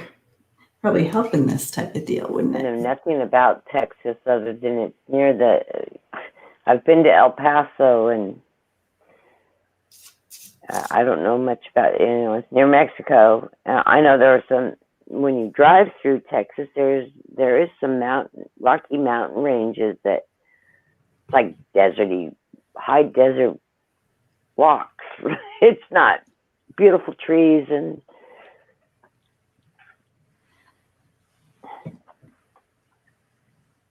like rocky hills, rocks mixed with dirt. Nothing. I don't consider it a pretty landscape myself, but then I grew up in Oregon, Washington, so I'm more of a mountains and trees type person. You know, with this combo too, with the mountain here with the man, it also talks about as like a challenged man. Mm-hmm. What's that 22 card with the path on it? What's that one? The first card. Crossroads. Yeah, that's Crossroads.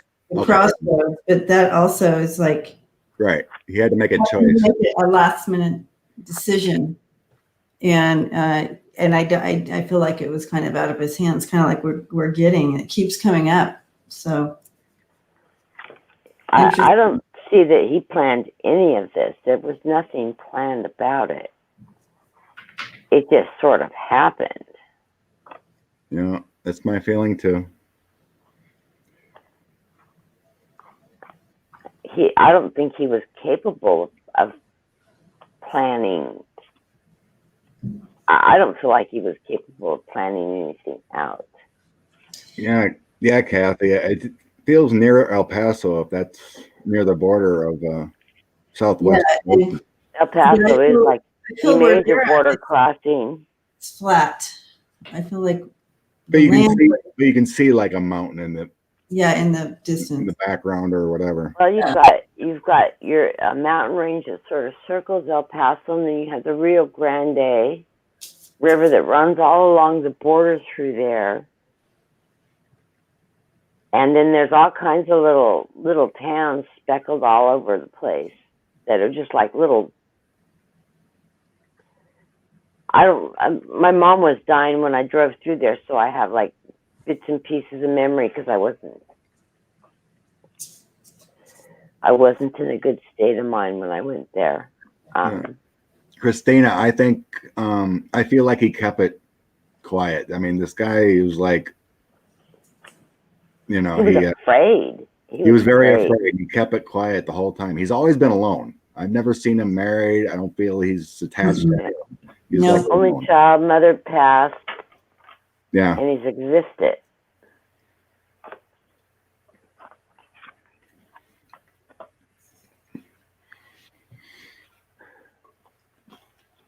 So I don't know. I gotta look at the towns again, but it felt like a smaller town down by that El Paso area.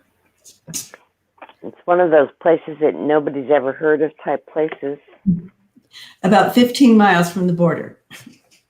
Because I keep getting that 15. I don't know. Oh, it's pretty cool. I mean, that's what I was getting, something around there, 15, 20 miles, something around there. Oh, okay. But definitely, I mean, it's like when we do these things. El Paso is a major border crossing. It is like one of the busiest border crossings in the United States. Well, bigger than Tijuana. It's not El Paso, but it's like northwest of El Paso, kind of thing. Close. Yeah. But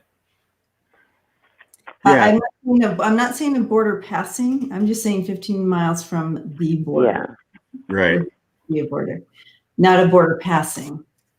Right, T-Bar, pretty much. It's like west of El Paso before you get to El Paso. Yeah, that's what I was sensing also. Well, he did know he did wrong. Absolutely. Yeah. So what we need is like to do these readings really deep, and then we need some angel with a lot of money to drive us there, take us there. Because I know I really feel like if you could go to an area and you could sense where if you ever like drove by the house, be like, that's it, Oh yeah, I feel like I could. I can see the mountains that you're talking about. I've actually flown over them. Really? Yeah, I can see the mountains that you're talking about. The minute you said, and there's a mountain there, I'm like, oh yeah, I see those. I mean, if I drove by that house, the mom's house, I'd say, oh, there's her house. And I would be able to recognize this place too, where she was buried, if we were there.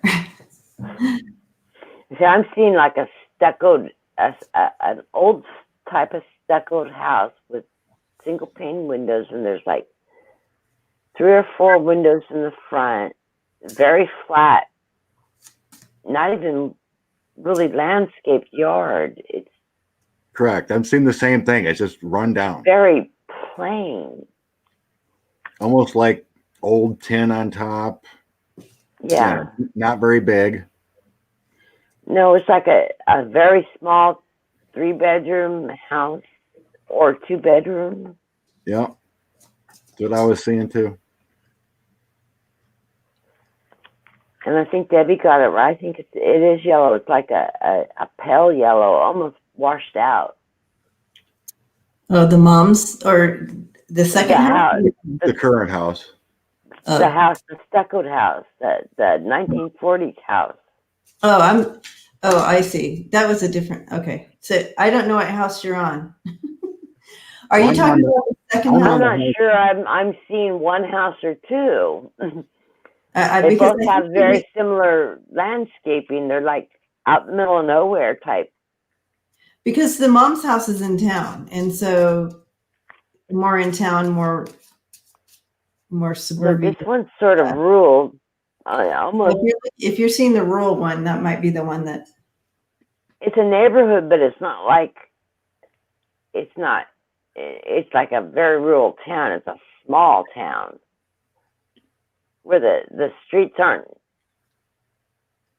The whole town doesn't have paved streets. It's like part of the streets are paved and part of them aren't. Currently, yes.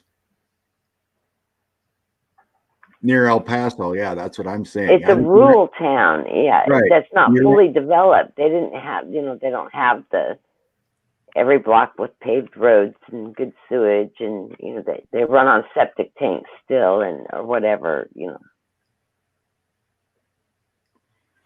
The town's not highly developed. They don't even necessarily have their own high school. They may bus to the next town over for school.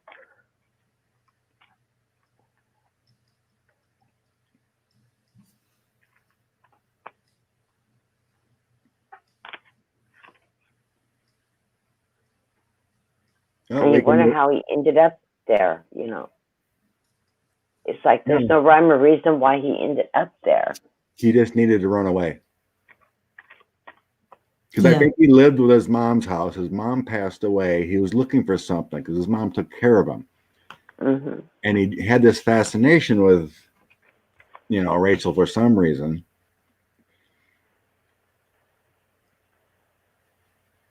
So then he had knew him.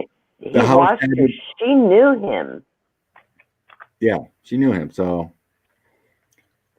I mean, they weren't close friends, but no, like I said, there was a connection to the elderly side of the family. His mom, and like they went to church together. It felt like Rachel's grandmother knew his mom. They were different generational kind of thing. Like his mother was an older woman. He was a change of life baby, an only child. Yes. So then his mom, it felt like his mom's house had to be sold, but he was living there, finding another place.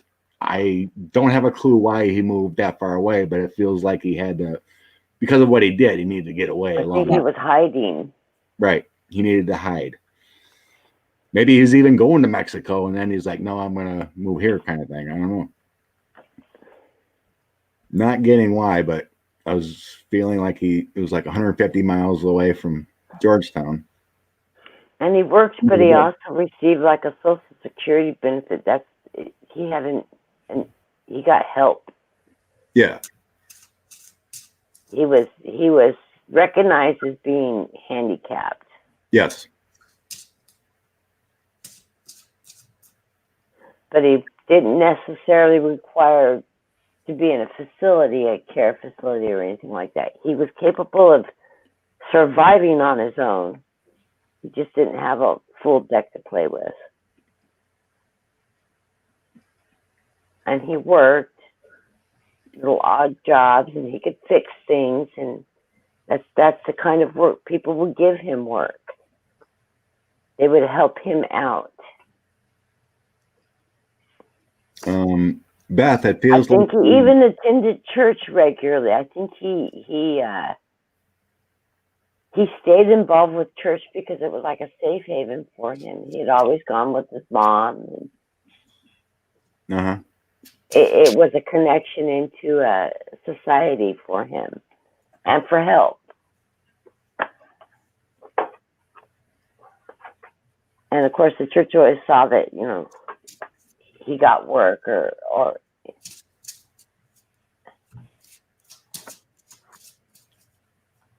he was raised to, that was a resource.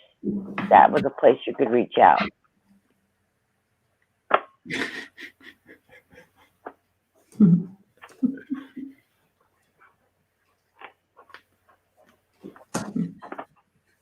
We're laughing, Lori Sue.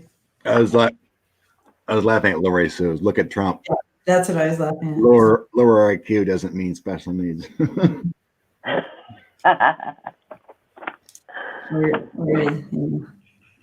I don't deep dive Trump. I try to stay out of his energy. I don't want, to me, he just reminds me of a big black gunky goo. Yeah, he sucks. All right. Yeah. Do we have any more specific questions we want to check in and see if we can, like a specific question, like the name of the town? Wait, pull that one out of the hat. I want to see it. I need a map or something and look at each town and then keep going until I get a hit. It's right there. Does that help? Because I do feel, however, that it is like a more of a like El Juarez, or I don't know any towns 45 there. It feels like a ranchito kind of thing, or like a ranchito or El Ranchito. 45 miles west of El Paso or so. It's less than an hour's drive. It's like Juarez or El Juarez, or I don't know. I do feel like it's not like a typical name that we would hear. There's Kathy Heinz Refugio. No, I don't think it's Refugio. It's 15 hours from the border. So I was thinking 15 miles, but it is 15. It is 15. So like if you go from Georgetown to El Paso, I don't even know where Georgetown, Texas and then is. 150 to 200 miles southwest, whatever. Just follow that path, and it's like a small town. Let me see if I can north of it. Border. Oh. Yeah, Belinda. Yeah, I've seen that about a Grand Am. It's not a white Grand Am. It was a white van. What I was getting, that Grand Am had nothing to do with it then. What I was finding. Let's see this list. There's a El Paso Juarez. Juarez is the Mexican town on the other side of El Paso. It's right as you cross the border into Mexico. Yeah, so that's kind of what I kept hearing was a sound like that, like something like a Juarez. But is it 15 miles from the border? I don't know. Anyways. Juarez, you can stand in El Paso and see Juarez right across the Rio Grande. Okay. You can literally see it. Okay. Well.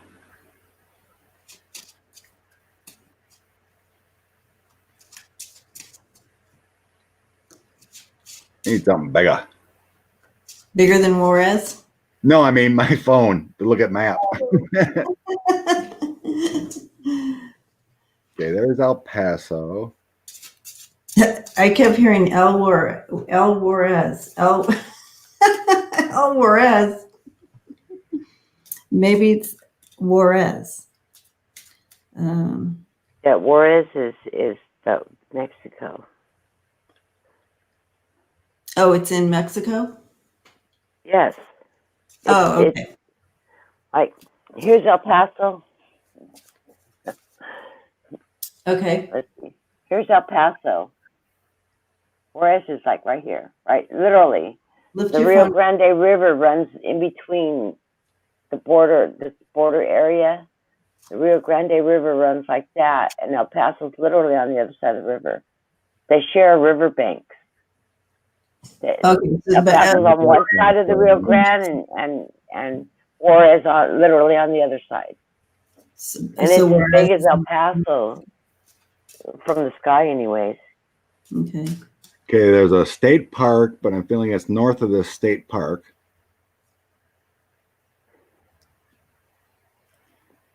North El Paso. Then there's Chaparral, whatever that is. Map of Texas. No, it's not over there. Anybody else have a? I don't know. My silly phone's bringing up small towns. Beth says Juarez is a sketchy place. Yes, Juarez is a very sketchy place. Anybody else have any? My daughter lived there, so I was like, no, you don't need to be living there. You need to move, to different state.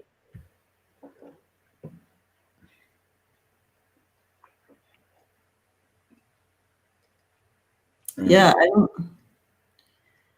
I can see how it's kind of like There's town, Austin. There's the mountain range I'm seeing. Oh, San Antonio. yeah, like that. That's exactly, Kathleen. That's the mountain range I'm seeing. Yep. Okay. Marie says Big Bend National Park.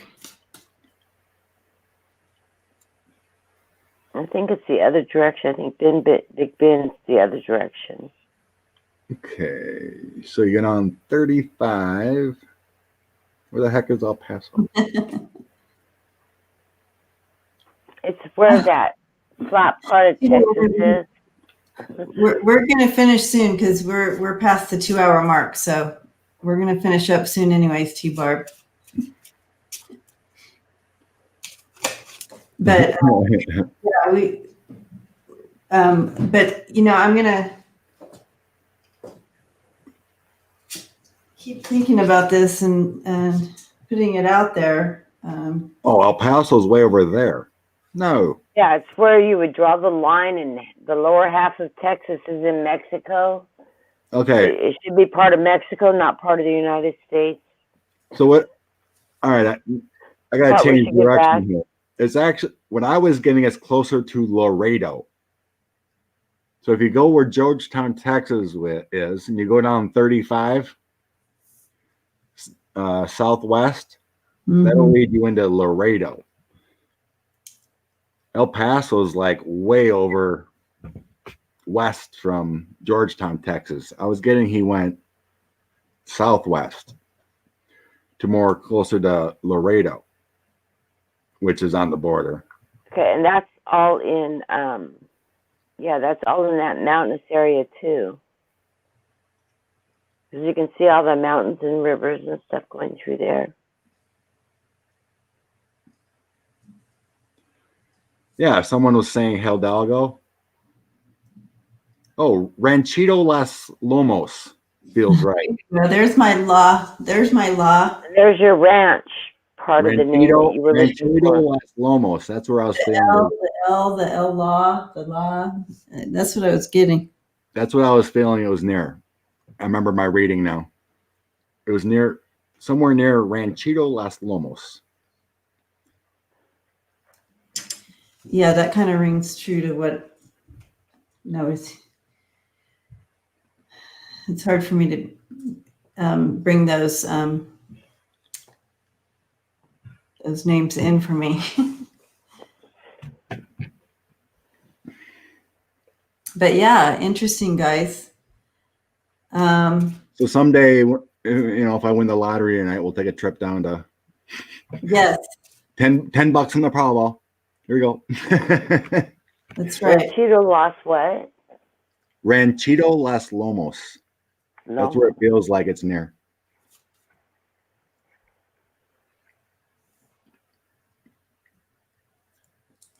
Yeah, I'm feeling dehydration with her too. Yeah, that would come with the. Yeah, I think he starved her. I mean, Yeah. But hey, yeah. right, take off if you have to. Did you want to do another one or just quit here?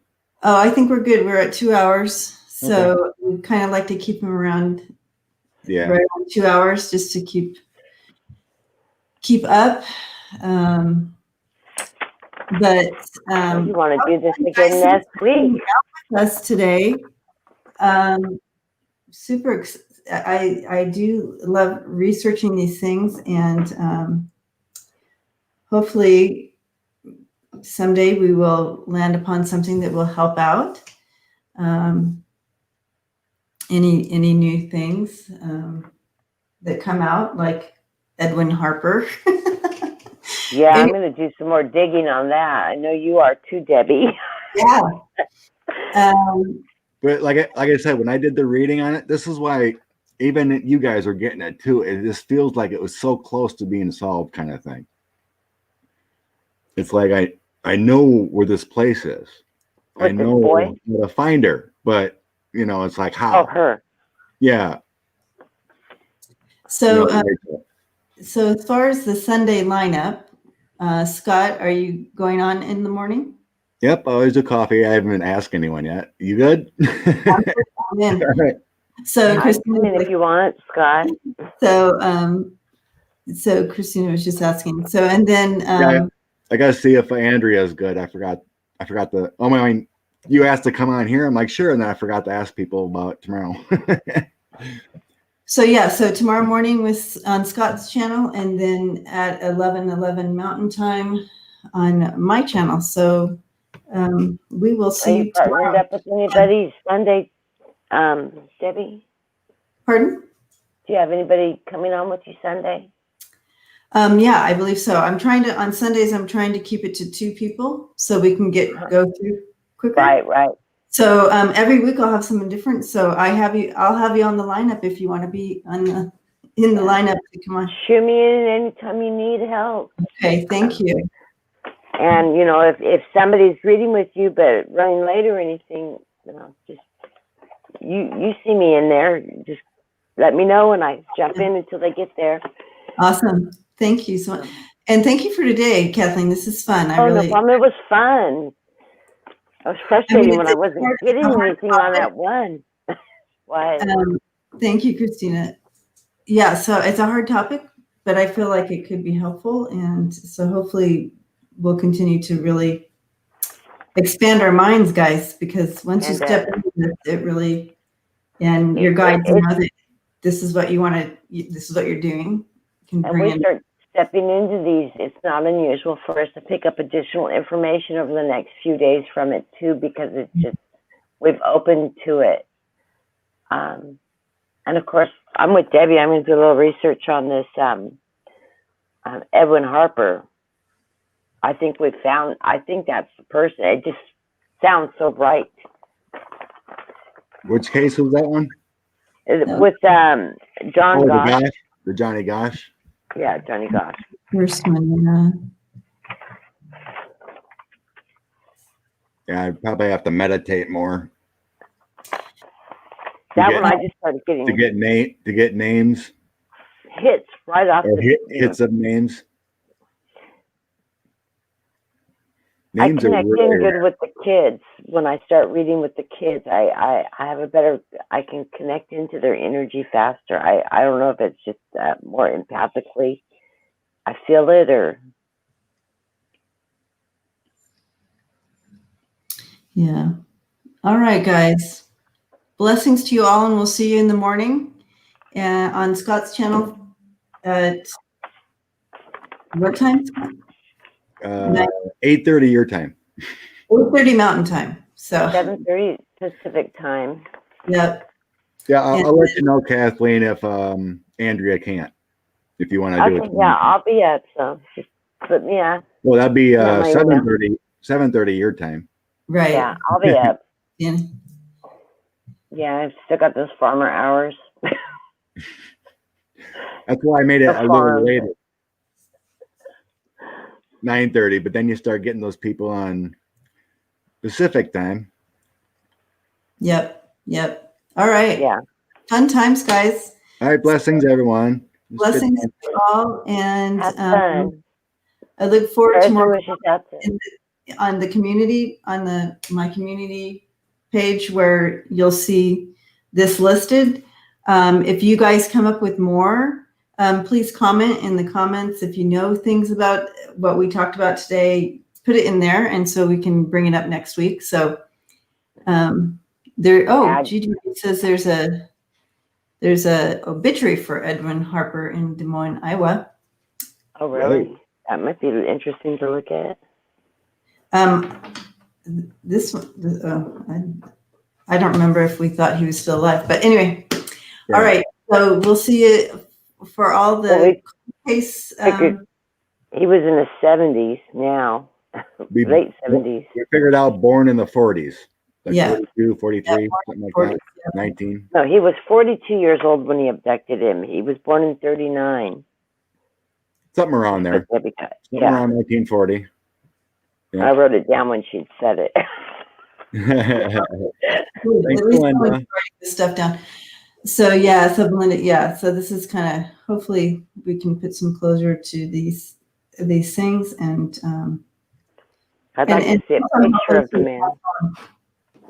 To get some closure as well. So blessings to you all, and we will see you tomorrow morning. Love and prayers to Lisa Happy birthday. Smith.